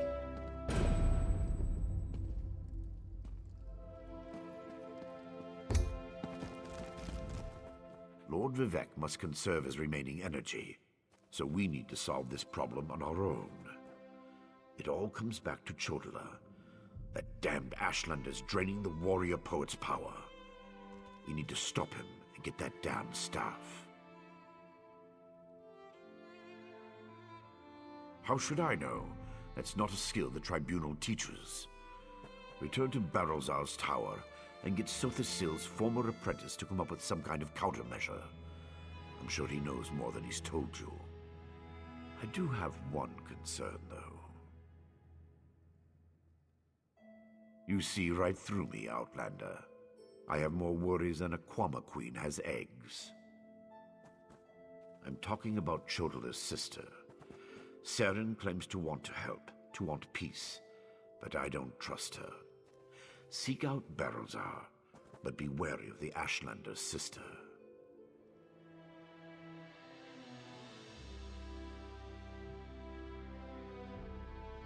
We need to stop Chodala, and to do that, we need to find a way to overcome the device he's wielding. Find Barrelzar and make sure that crazy mage provides you with something we can use to save Lord Vivek. Is the bull sure it can bed the Betty? No. But by all accounts, we'll be better off with Sunara in our hands and away from Chodala. That won't be possible, however, as long as the Ashlander remains impervious to every attack. The female Ashlander? Well, if that wasn't enough of a reason, remember that she's also Chodala's sister. Blood sings to blood, as the warrior poet so elegantly put it. Be wary of that one, Outlander. She'll stab you in the back, mark my words.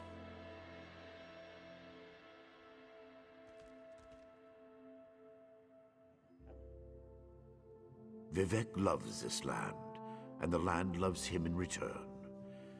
He's always had a special bond with Vardenfell.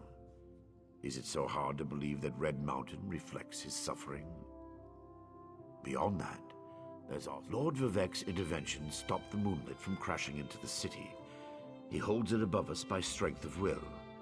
But as he weakens, so too does the power that keeps the rock afloat. If Vivek's energy wanes further, it would spell disaster.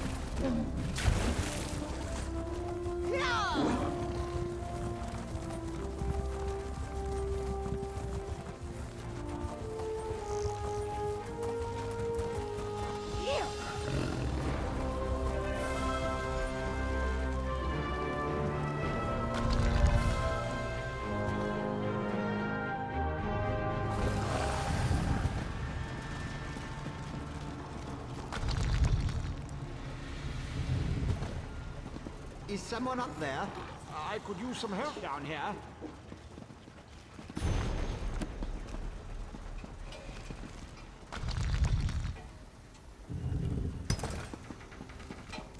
Hurry, please.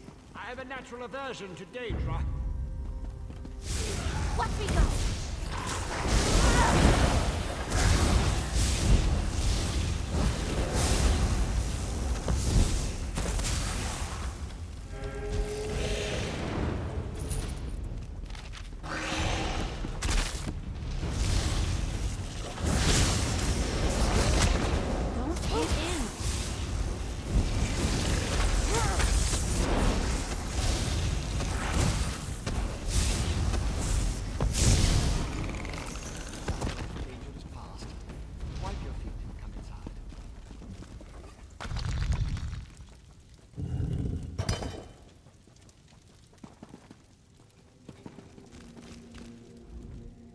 So hard to concentrate and maintain schedules when interruptions constantly occur.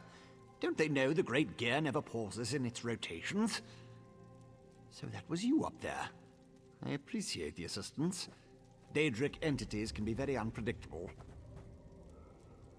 Logic has very little place in the behavior of Daedra, my hopeful associate. Studying the fabric of reality does tend to attract unwanted attention. These creatures appeared just before you entered my tower. I wonder, why have you returned? Ah, a modification of my master's old experiments, turning a simple tool into a dangerous weapon.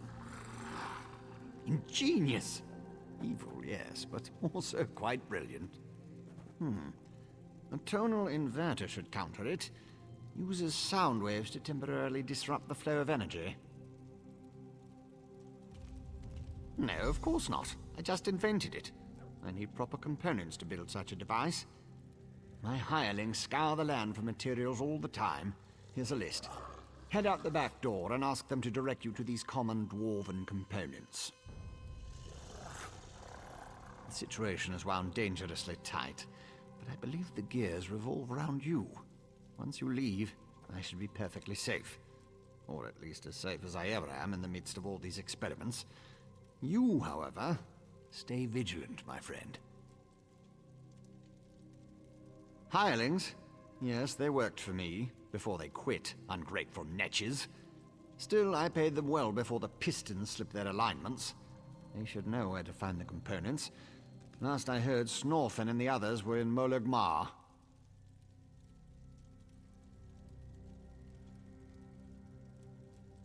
I could, but I won't pour 5-year-old Flynn into a cracked decanter. No offense. Suffice it to say, they're fairly common as far as Dwemer components go. Use the list and talk to my former hirelings.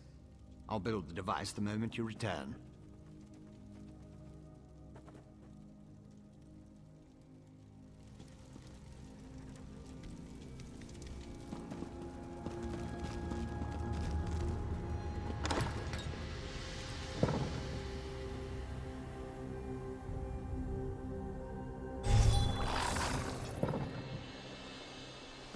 Ooh, got to be something good in there.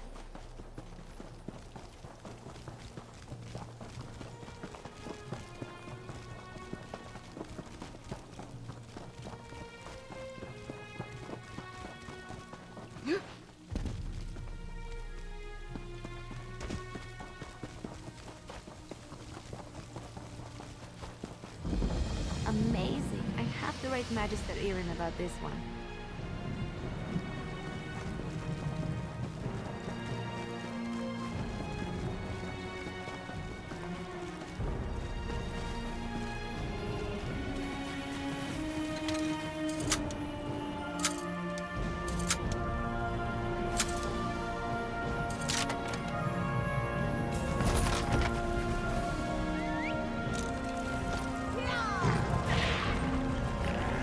This is so much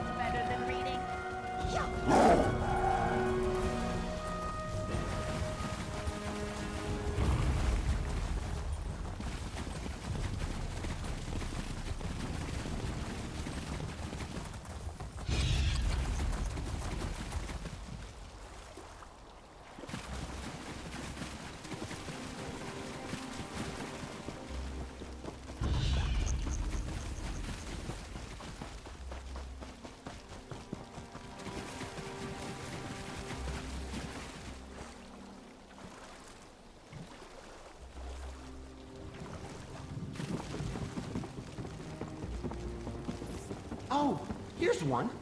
Mortal, do you have a moment?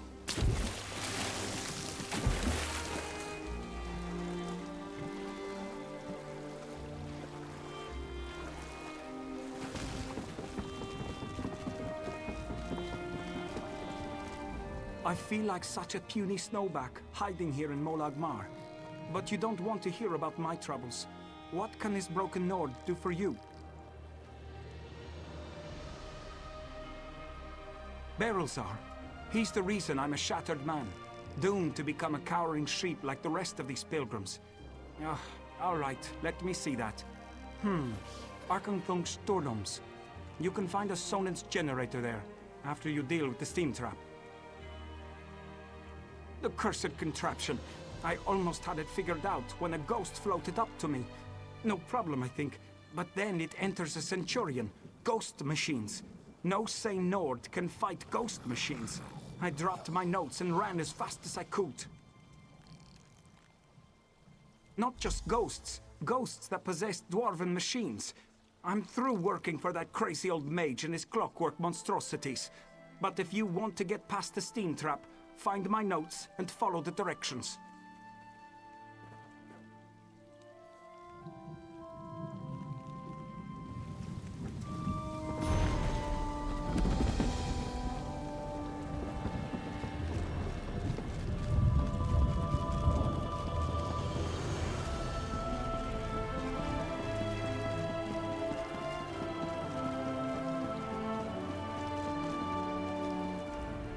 If you're another pilgrim looking for charity, I suggest you move along.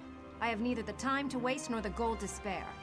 I'm currently between employment, and my own funds have become dangerously depleted. Let me see that. What's that crazy mage need this time? I suppose you could find a manual clockwork shaft in the Nichuleft ruins. But I'd avoid that place if I were you. If the roof doesn't collapse, the constructs will rip you apart. If you insist. Deep in the ruins churns a big machine. When I was there, it sputtered and vibrated, collapsing parts of the ceiling. Lava and rock fell everywhere. You need to get past that and some nasty constructs to retrieve the item. That mage is a menace. Oh, he always paid well, but the places he asked me to go, each was more dangerous than the last. And if I had to hear about the Great Gear one more time... For my own health and sanity, I had to break ties with Berylzar.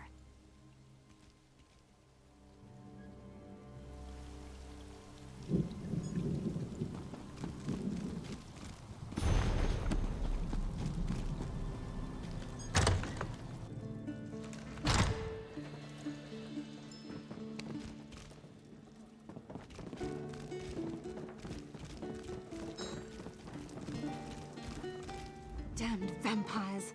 I'll find a way to make them pay for what they did to my brother. I swear it on the tribunal and any Daedra willing enough to listen. What do you want?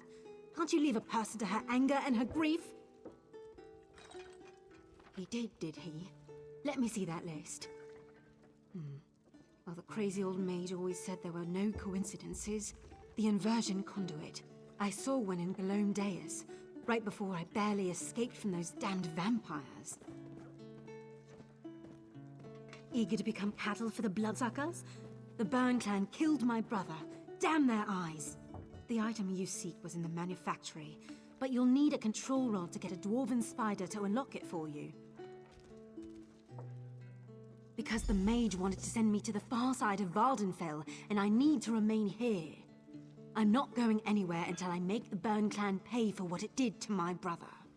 If you can kill some of the bastards, that'll be a start.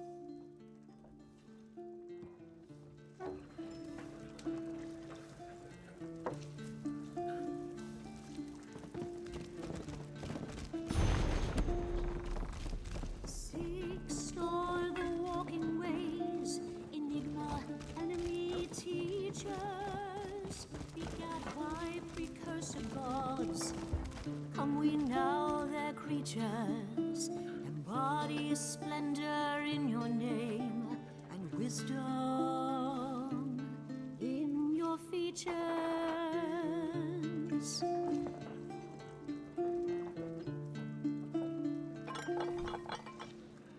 By the sword I mean the night, by the word I mean the dead, by the sword I mean a sigh, by the word I mean the end.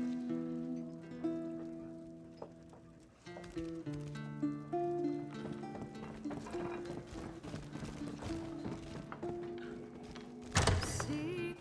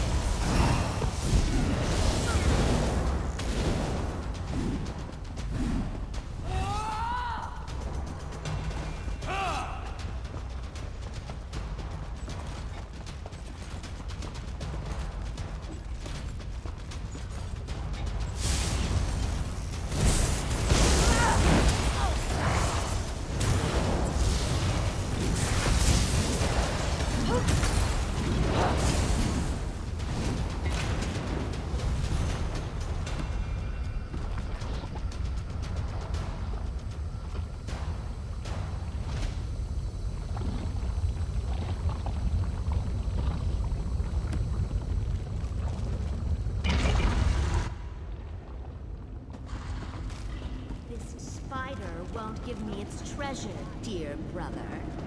How dangerous, sister. This should open the miserable construct like a rifle.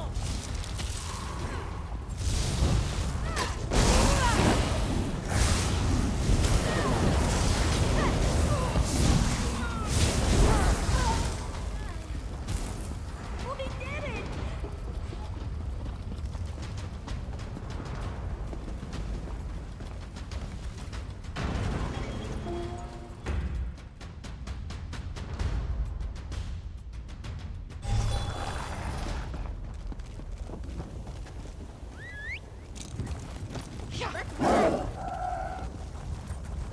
Yeah!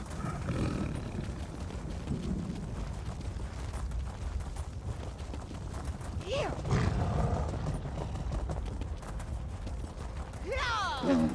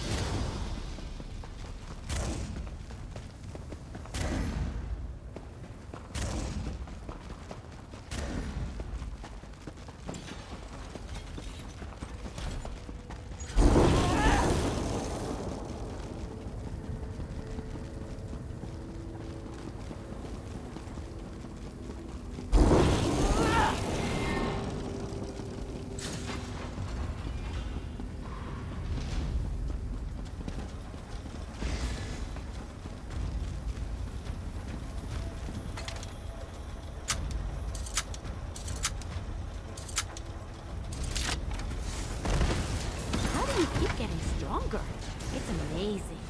Tell me the secret.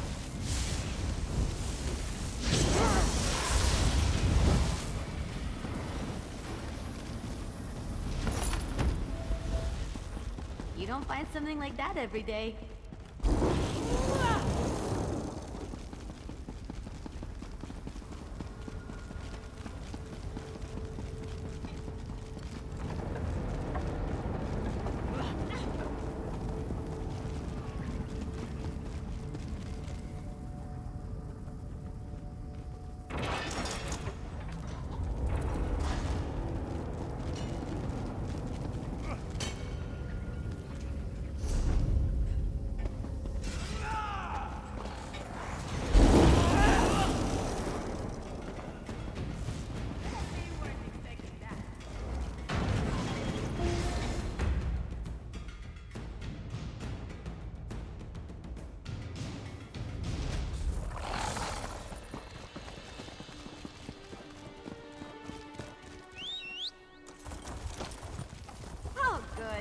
didn't want to walk. Here.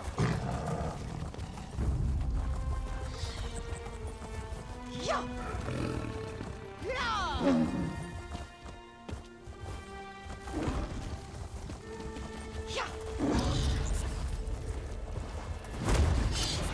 I've been waiting to try this spell out.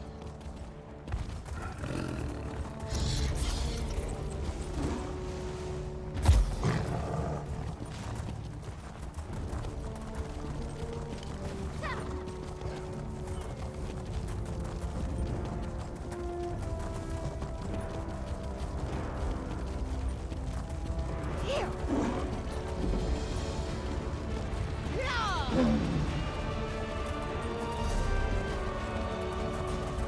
Here.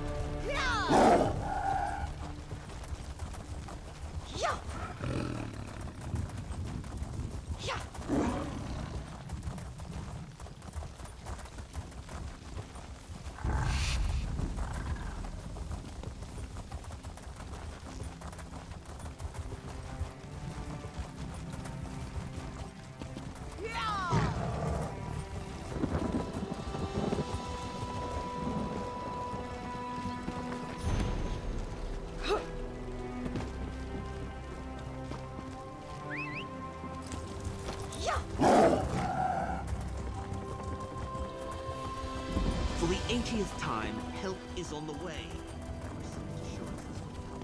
For the 80th time, help is on the way. I've received assurances from Council.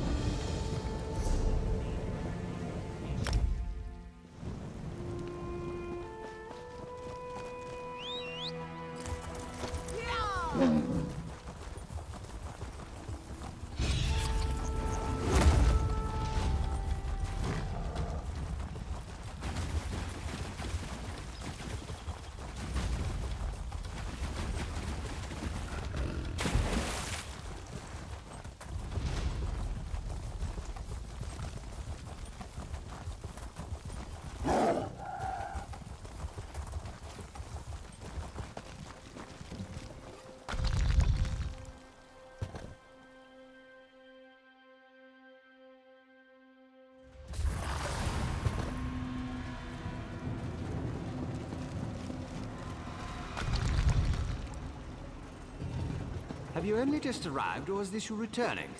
I can't always keep the cogs and pistons in line. Ah, I remember. The components for the tonal inverter. Were you able to acquire them? Impressive. I thought I'd never see you again. That's what usually happens when I employ hirelings to acquire rare and exotic items from dangerous locations. Well, the great gear doesn't dawdle, and neither do I. Hand them over and I'll get to work.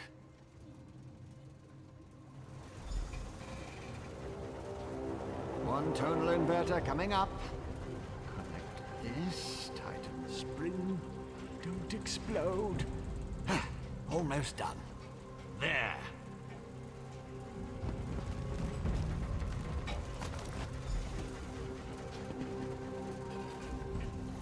Do you like it, my latest creation? I call it the tonal inverter. Did I mention that already? No matter. It should counteract Sotha Seal's modified staff, at least momentarily. I assume you know how to use this, correct? Of course you don't. I just invented it. Honestly. You won't use it anyway, not if you plan to fight the one who wields Sotha Seal's staff. Almost impossible to operate the tonal inverter while also engaged in battle. It's too cumbersome. The Sunara, the Blessed Staff? I suppose the name fits, sort of. You'll need someone to assist you, someone you trust. Oh, not me. Too busy, too fragile. But using the tonal inverter is definitely a two-person activity. Easy as scrib jelly pie. One person operates the controls to generate the sound waves. When it reaches the proper pitch, you activate the inverter and discharge its energy to disrupt Sunara's power. Temporarily. Here, I wrote you instructions.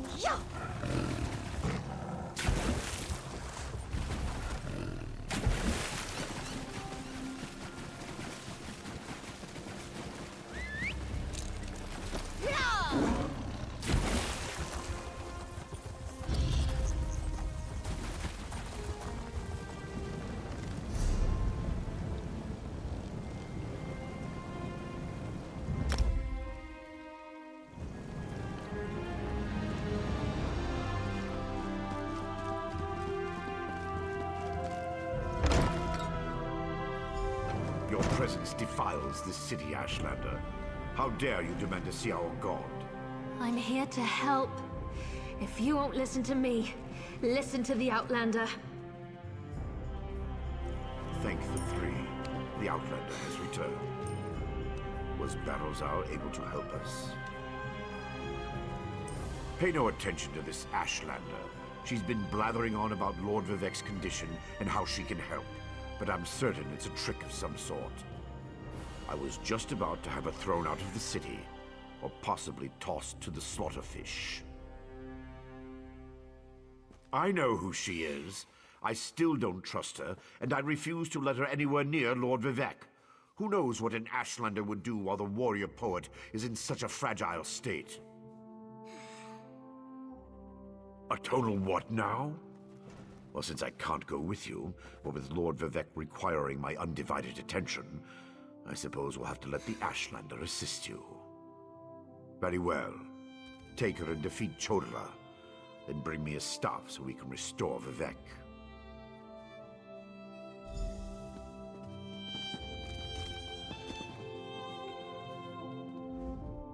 If that old idiot is what passes for a tribunal leader, it's no wonder the houses are in such disarray. No time to dwell on that, though. I found my brother, and it's worse than I feared. Chodala's quest for power has led him down a dark path. Chodala and his most loyal followers have taken refuge in a ruin called Kaushtarari. It's an ancient shrine devoted to the Daedric prince Malakath. I think my brother plans to ask the God of Curses to help him. It will allow us to stop Chodala? Then of course I'll help you. Since the Tribunal's dogs took my weapons, I'll need to replace them. Meet me at the ruins when you're ready.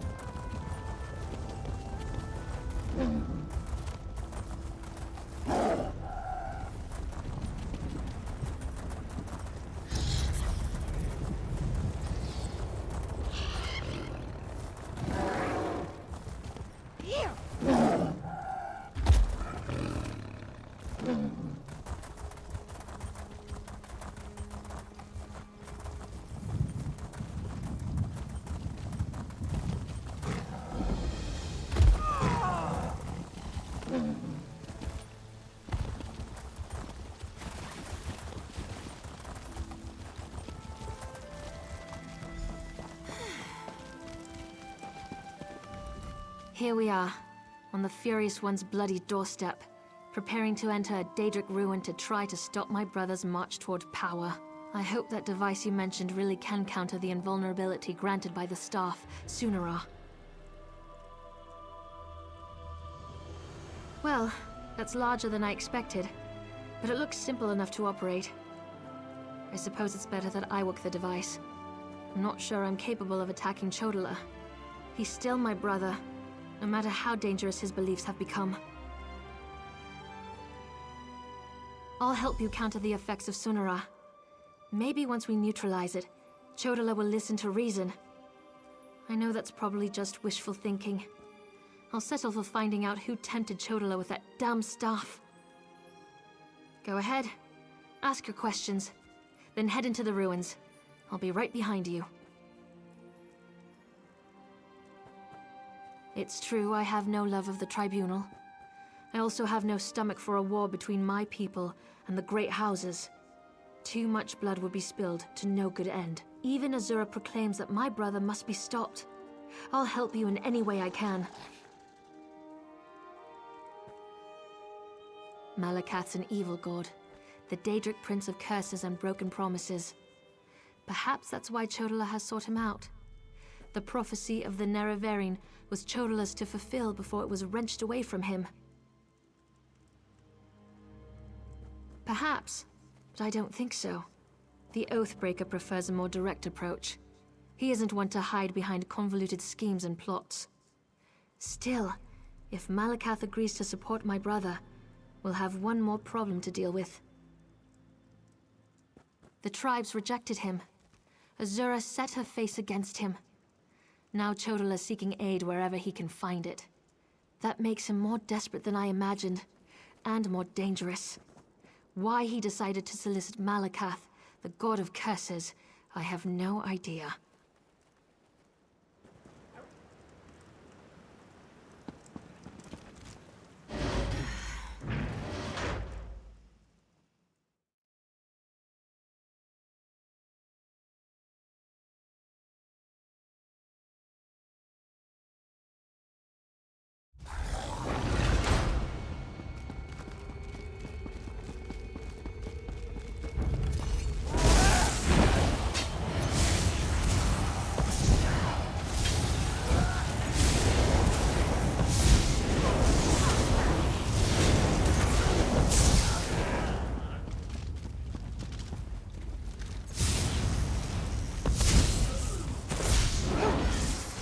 Over there!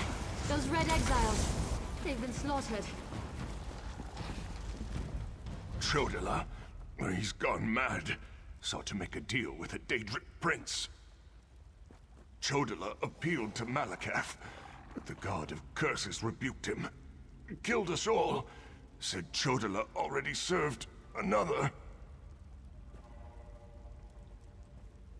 He went deeper into the ruins, into Malakath's shrine.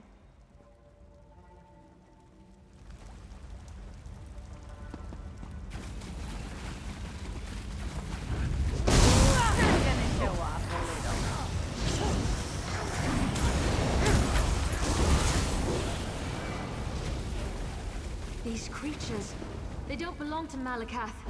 Another prince's power is at work here. Me, Malakath, I am the Nerevarine. Chodala, brother, stop this madness! You bring this outlander to kill me, sister? You can't harm me! I have a powerful patron on my side! The staff protects him. You can't hurt him until we use the tonal inverter. I need a moment to get this working. What is that? No matter. You are no longer worth my time.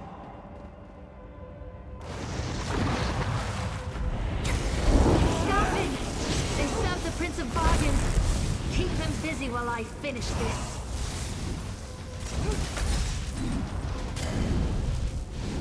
The tonal inverter is ready. Stand in the field and focus the wave.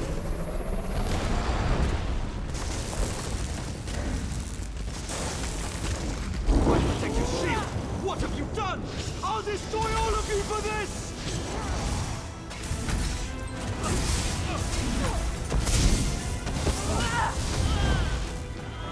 Oh, brother. Why did it have to come to this? Azura, we've dealt with the false Nerevarine, just as you commanded.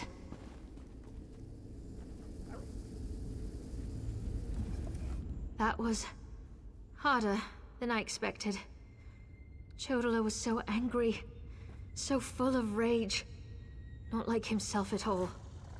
Still, I can't believe I helped kill my own brother. I know that! It was either Chodala or the lives of hundreds of Dunmer. All because he convinced himself he was the Nerevarine. Or someone convinced him. Either way, my brother is dead, and the Cavern of the Incarnate has another resident. Take Sunara, and I'll meet you back in Vivec City. Your Archcanon made it quite clear that the staff was the key to saving Vivec. I need to take care of my brother's remains. Then we'll be done here.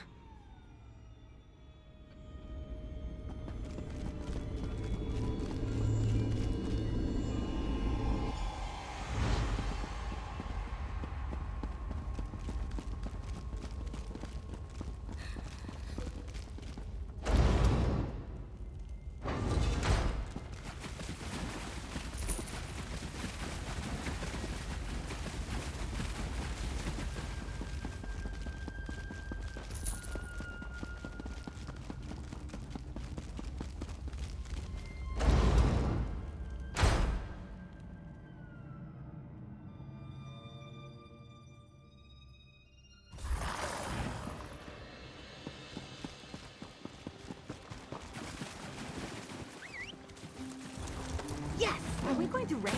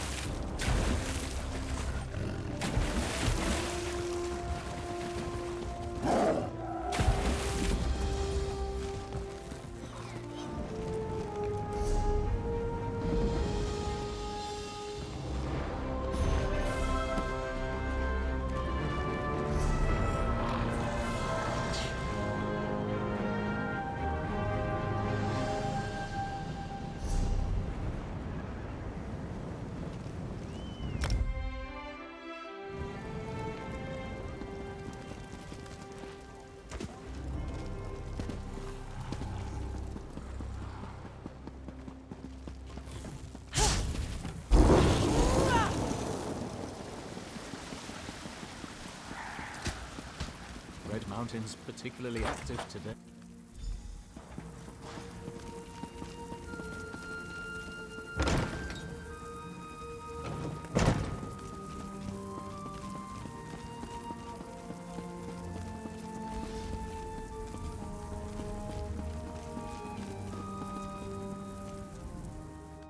Oh, this is terrible. Lord Vivec collapsed. Tell me, Outlander, were you able to defeat Chodola? Have you brought me a staff? I'm afraid Lord Vivec may not last much longer. And just in time. According to my calculations, with every use of Sunara, Chodola drained more energy from Lord Vivec. It almost killed him. We can use this staff to save Vivec. Just plant it in the floor, and the power will return to him.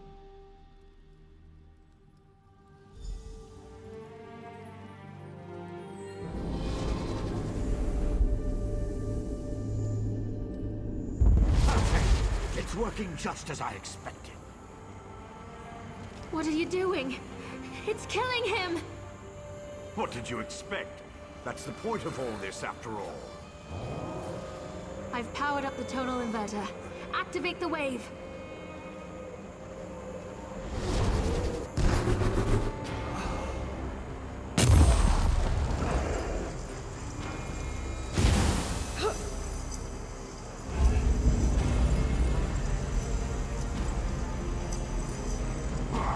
You're too late.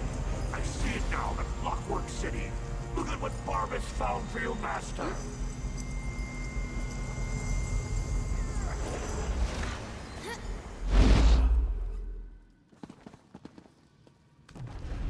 I knew something was wrong as soon as I approached the palace. I could feel it in my bones. I was on my way here when Azura showed me a vision. I saw Sunara killing Vivec. Even without Chodola, that damn staff is dangerous. I don't think that thing was ever the Archcanon. It called itself Barbas. As an Ashlander, I'm more familiar with Daedric lore than most of the elves of the Great Houses. Beyond that, I've made a study of the most prominent Daedric princes. Because Barbas is a loyal servant of the Daedric prince, Clavicus Vile. I'm not an expert on the Prince of Bargains, but it seems to me that this was all part of some grand plan. Perhaps Vivec can explain things better than I can.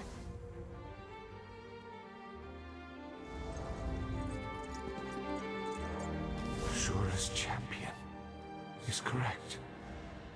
That was Barbas, faithful hound of Clavicus Vile, a shapeshifter.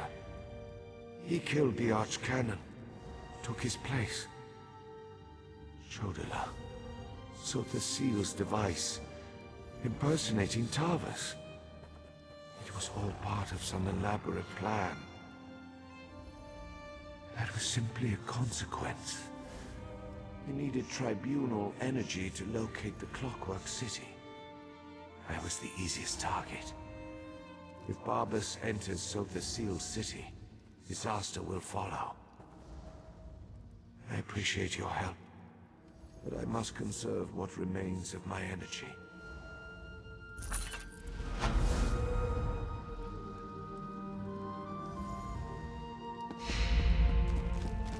What happened here?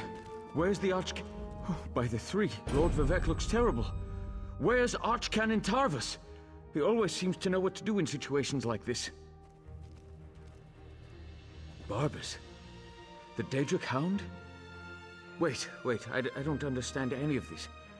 But if Lord Vivec's energy has been depleted, then the Moonlit... Red Mountain... My gods! All of Vardenfell's in danger! If only there was a way to give Lord Vivec some energy... Wait! That's it! A blessing stone! Find the Overseer and retrieve another stone from the construction site. Oh, please, hurry. I've never seen Lord Vivec in such a desperate state. I expect the Overseer's near the unfinished cantons, watching out for looters. When people panic, they're capable of anything. And with all the chaos going on outside, the Overseer closed the construction site. Get her key and bring back a stone. I'm not sure, but our first priority must be to restore some of the Lord Vivec's energy. After that, he can tell us what we need to do next. Did Barbas give any indication as to why he did this to Lord Vivec? So the Seal's private domain. It said that the place holds the secret to remaking Nirn. I suppose that would interest Barbas and his master, Clavicus Vile. But Clockwork City can wait. The Moonlit hanging above us, not so much.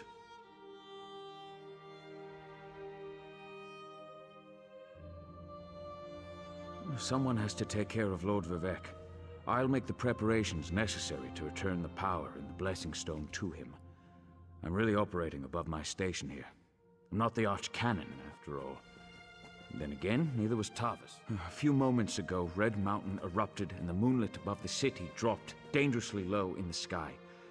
I assume that was when Lord Vivec's energy was depleted. If we don't find a way to restore some of his power, and soon, Vardenfell is doomed.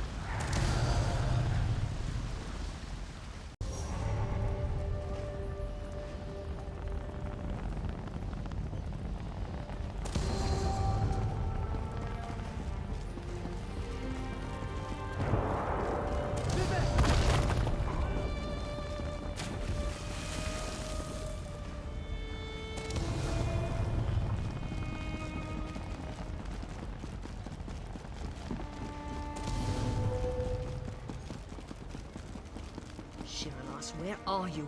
It's too dangerous. Get out of there!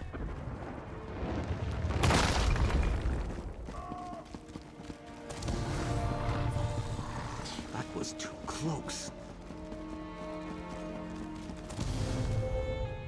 My wife decides to run out and chase some damned looters in the middle of a disaster. Who does that sort of thing? I think Lord Vivec's Overseer would have a clearer head. She ran into the unfinished cantons. She's been beating herself up over the fact that they're behind schedule, but she won't do anyone any good if she gets herself killed. My wife's tough as nails, but she's no warrior.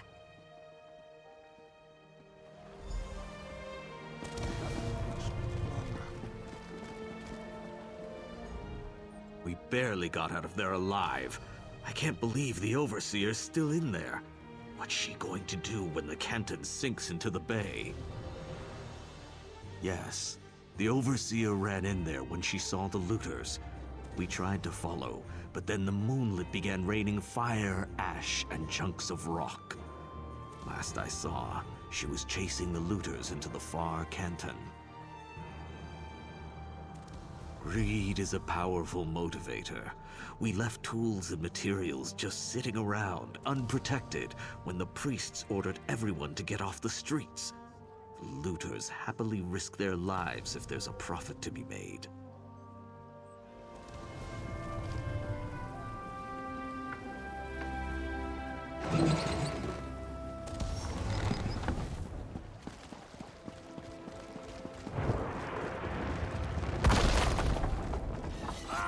Don't underestimate us.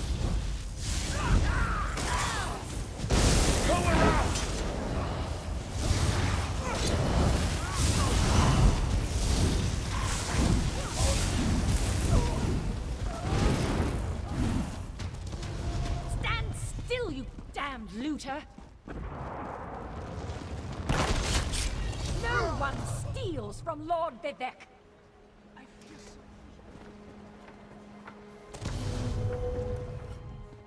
Another looter!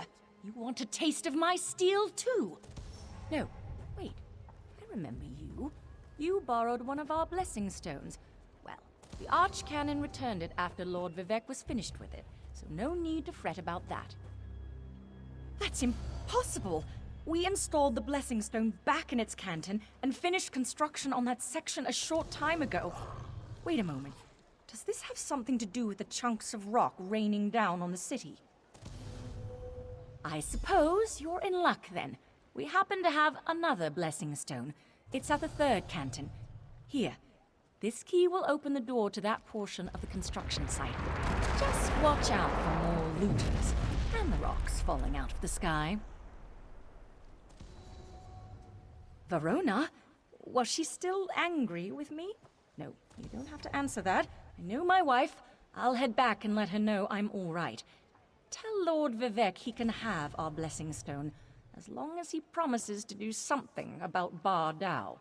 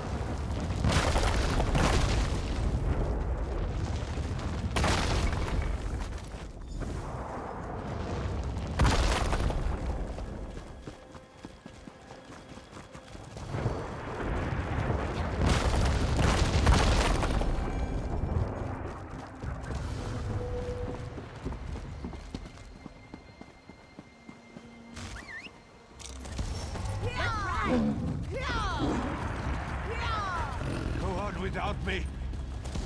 If you insist.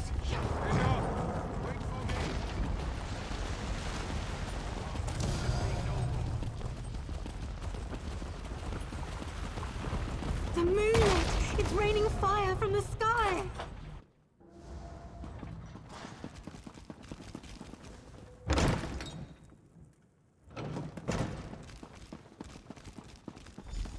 You've returned. Sounds like the city is falling apart out there, so there isn't much time. Were you able to get another blessing stone? We need to restore some of Lord Vivek's energy before the moonlit falls out of the sky.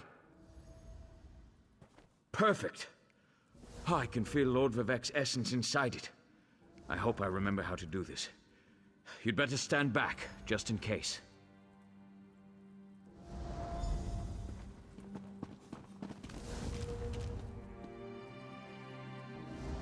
Hang on, Lord Vivek. Sweet energy, like a sip of water for a thirsty man.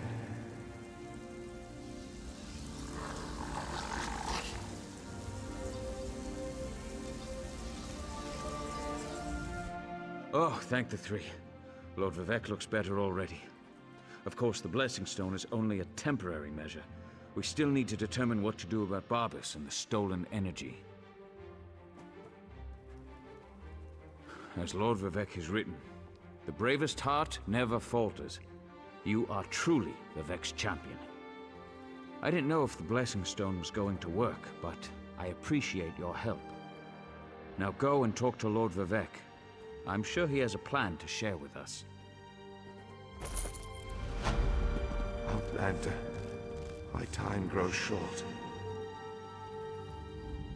Clarity emerges, like sunlight breaking through the clouds. Barbas must have replaced the archcannon weeks ago. All to set the wheels in motion to steal my divine energy. Every move has a purpose. Stealing my energy sowed discord and disaster throughout the land, and ultimately revealed the location of the Clockwork City. If Barbas and his master can bypass the wards and enter Sothasil's domain. Clavicus Vile distracted me, weakened me, all to locate the Clockwork City. Perhaps we require a Daedra to fight a Daedra. Azura's champion, Saren, in Archcannon's office. Seek guidance from her patron. But hurry, my time grows short.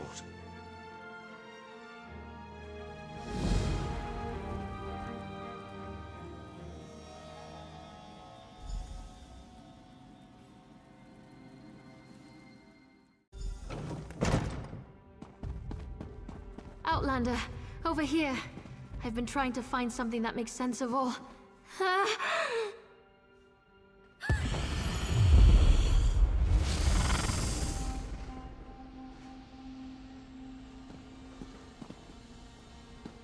Mortal, the Lady of Twilight has words for you. So Vivek deigns to ask for help? I foresaw such an event, but scarcely believed it. Listen well, for if you continue to perform flawlessly, we might yet thwart the efforts of Clavicus Vile and his hound, Barbas. Just as I anticipated, the mysteries reveal that Barbas seeks to enter the Clockwork City. So far, Sothasil's wards have impeded him, but the Hound has Sunra. You must beat him to the prize, the reservoir that holds Vivek's stolen energy. Such knowledge has been hidden even from me, mortal. But I know someone who can provide you with the means to travel to Sothasil's creation. Stand back, and I shall summon the Mage of Cogs and Gears.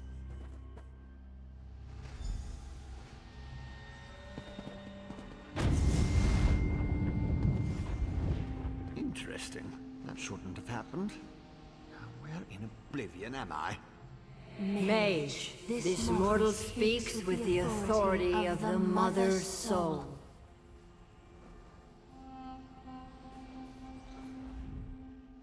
Interesting. Summoned by a Daedric prince and her mortal mouthpiece. I was right in the middle of a crucial experiment. But I suppose I can spare a few clicks of the cogs for Azura and my erstwhile assistant. So, did you break the tonal inverter? No, not going to happen. No offense to the Lady of Twilight, but Sothasil was quite adamant about keeping the place hidden and warded against the Daedra. Wait. Pistons fall into place. This concerns Sunara and Lord Vivek, I presume. Barbas, another Daedra. Thinking. So Sothasil's forgotten tools modified to steal Vivek's energy, which in turn energized the Clockwork City. Lit it up like the top of Red Mountain. Even Vile's dog would be able to see that. What is Barbas after? Wait, gears click into place. The reservoir! You need to reach the reservoir that contains Vivek's stolen energy before Barbas. I can get us to the entrance in Set's vault, beneath the Mournhold Temple. Ready to go?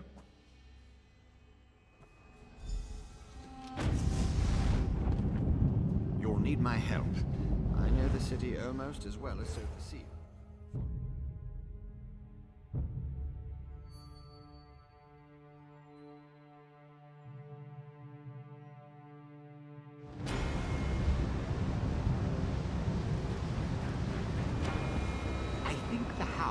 forced Sunara to get inside. We have to hurry. Daedra! Vile creatures of chaos. Deal with them, please.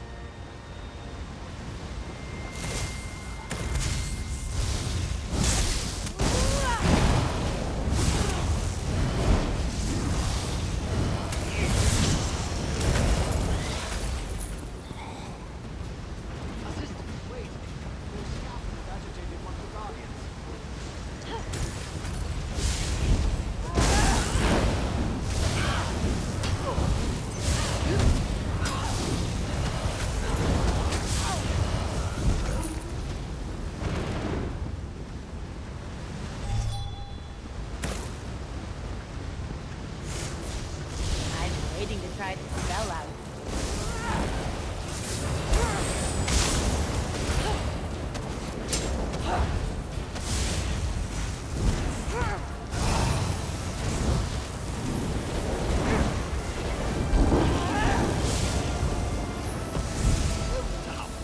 You want to talk about it?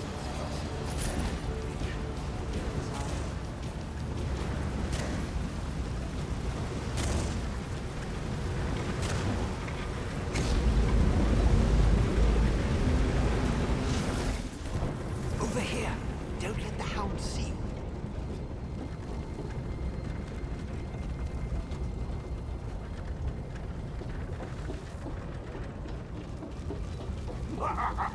Oh, my favorite dupe has finally arrived! You can talk to the Daedric dog if you want to, and follow me into the main junction.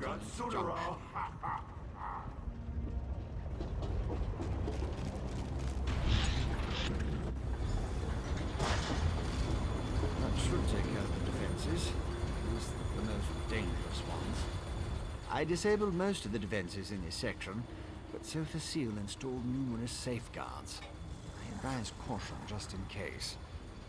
Barbas is ahead of us, but I know many paths through the city, just like the fox that chased the hound. With my help, the probability calculates in your favor, but you must keep moving. The hound won't dawdle. Unless he comes upon an interesting smell, or a tree. Since we know Barbas's ultimate destination, I can open routes he can't access. Only one logical place. To the atelier where Sotha Seal conducted his study of divine energy. Sunara would have sent the stolen power there. It's not far. What Barbas and his master want with Vivek's energy, though, remains unclear.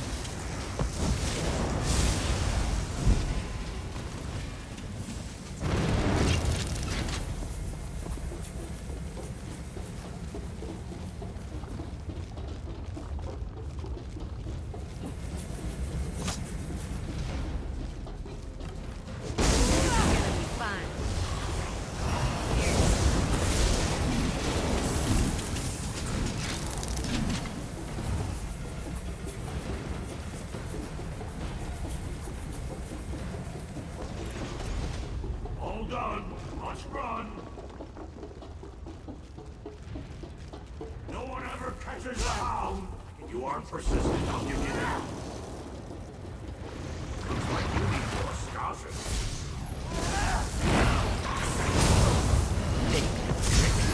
No matter. There's another path back the other way.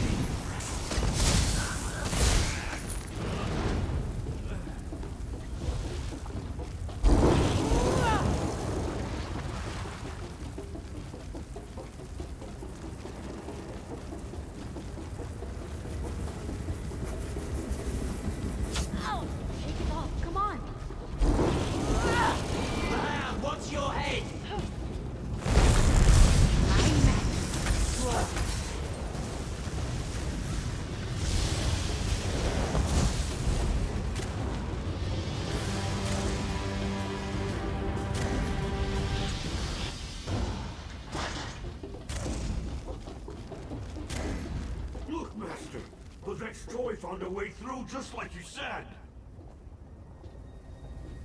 What Barbas has, Sunara? What does the Vex toy have? The Vex toy has me, you annoying creature. This way. Master, I'm close to our goal. With the Vex energy, I can open the portal levels. Pray this works, my hound, for you interfered with a plan that wasn't intended for the likes of you.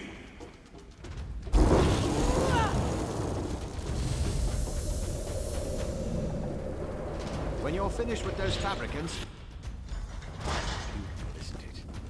One of Sotha Seal's favorite atelier. That's the atelier behind me. Not only is this the workshop where Sotha Seal experimented with divine energy, it also houses one of the reservoirs that can be used to power the entire city. A reservoir currently filled with Vivek's energy. Almost certainly, Sunara led him right to it. It won't take the Hound long to figure out how to access Vivek's stolen energy. Then he'll try to open a portal for his master, Clavicus Vile. Maybe. Probably. It's a distinct possibility. Certainly the Hound and his master think so. Whether it will actually work or not, you have to go in there and stop him.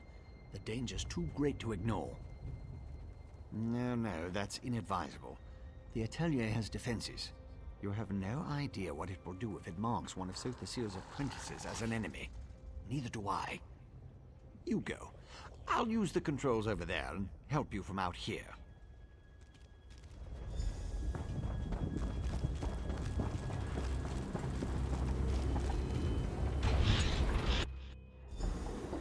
You can't stop me if the defenses won't let you in.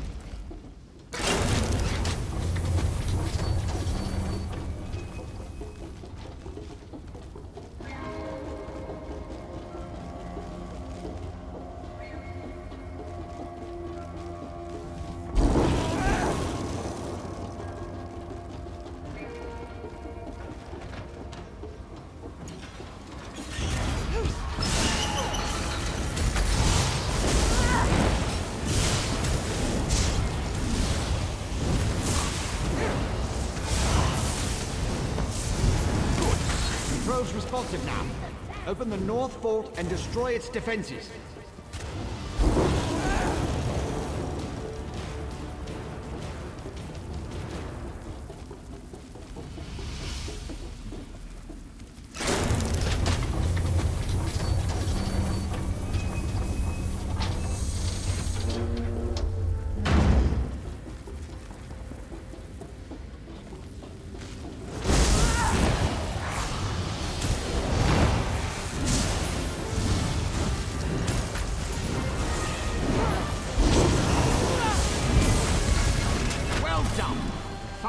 Is active.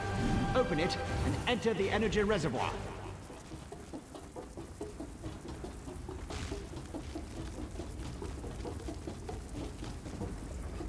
Range fluctuations ahead.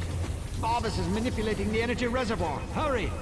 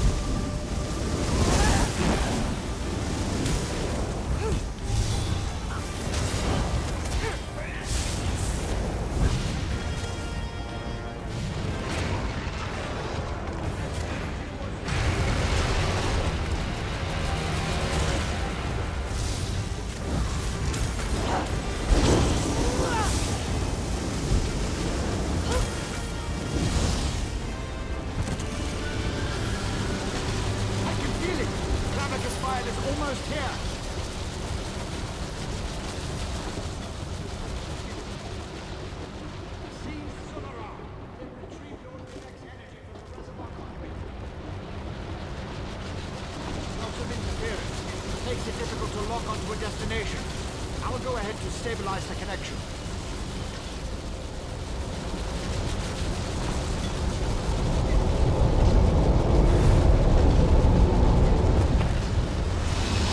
Such a good and faithful hound. You have done enough for now.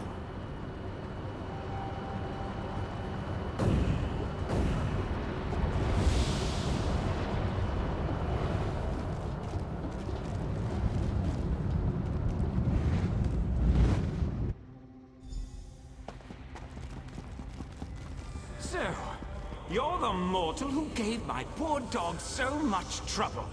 I suppose we should have a chat, you and I.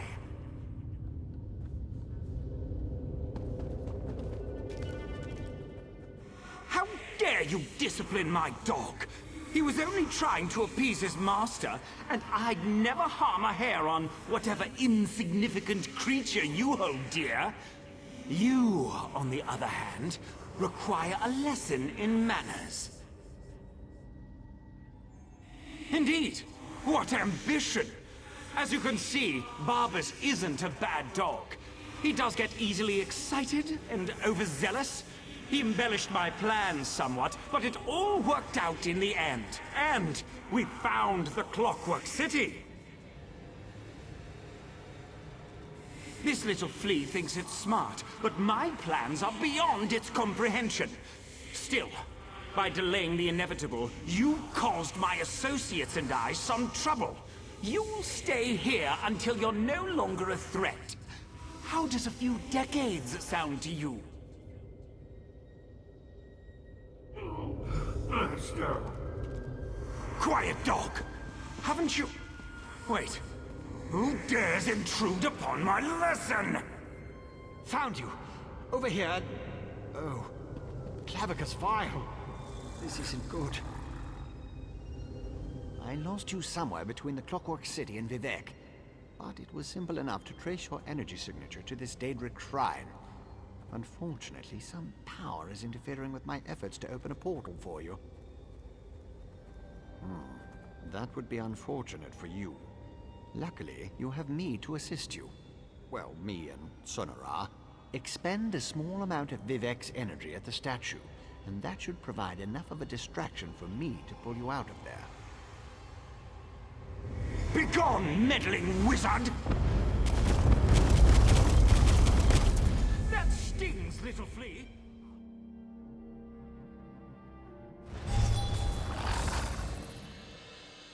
That actually worked. Well, glad to see you're still alive, Assistant. Hurry, Outlander. Vivec is nearly spent. My time draws to a close. Were you successful? Can you restore my energy? So you retrieved my stolen energy. You stopped Barbas. Now, return what is rightfully mine. To quote my 75th exhortation, certainty is the brother of fear. Nothing is certain, but I have confidence in you, in what you have done. Use the staff. Return my energy, or not. In a little while. It won't matter. Oh, use Sunara and restore my energy.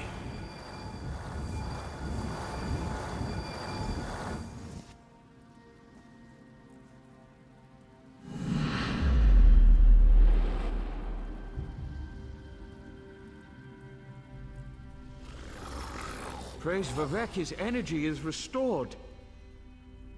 Remarkable. No Ordinator or Armiger could have done any better. You uncovered a Daedric spy in our midst, brought a living god back from the brink of death, and saved all of Vardenfell. Well done, my friend.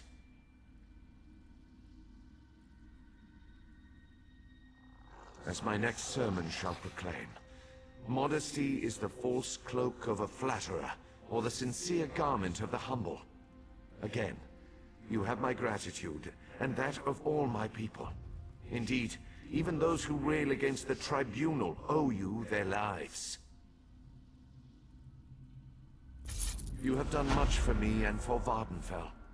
But as the warrior says, do not think the battle is over when the enemy is dead. The hearts and minds of the people must also be won. I must ask you for one more service. Gratitude is its own reward, I once told the crowds in Ebonheart. But I found that some of my followers appreciate something more tangible. Help me reward those who aided in the saving of Vardenfell, so we can reassure my people. To start, retrieve the Archcanon's signet from the Hall of Wisdom. It is time to appoint a new head priest. I shall gather my people and meet you at my statue on the central canton. It shall be a glorious ceremony, my friend. One last task before your service ends, my friend.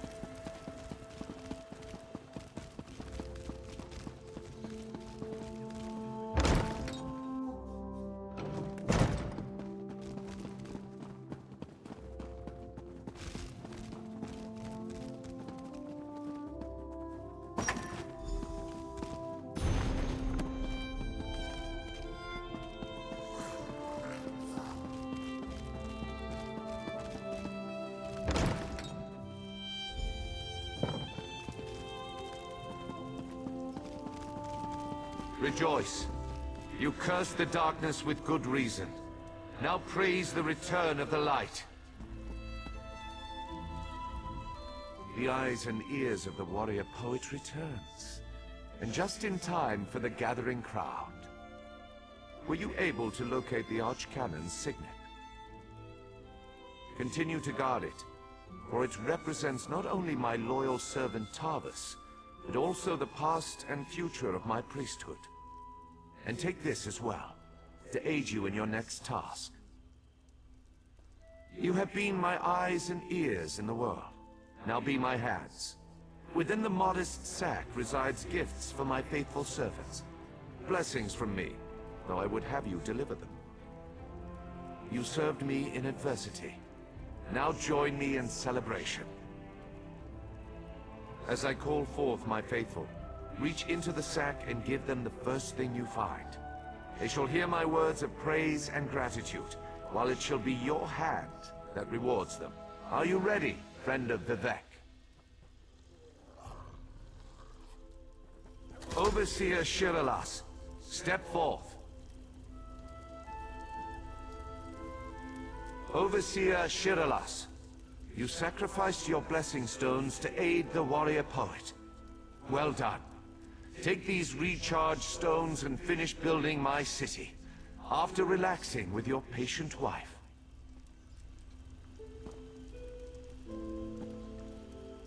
Thank you, Lord Vivek. I shall do as you ask. Barrelzar, approach.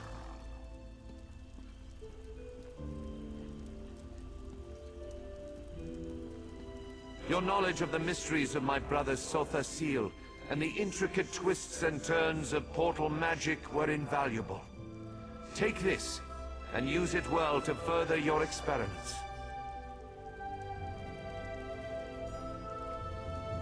Gemstones, filled with a tiny fraction of divine energy. Amazing and so very generous. With careful tuning, this could improve portal magic 100-fold. Thank you. Canon Levoul, kneel before me. Was that? Did Lord Vivek summon me? Archcanon Tarvis served us well until his death. But when I was most in need of assistance, Canon Levoul rose to the occasion. Now rise once more as Arch-Canon Levoul.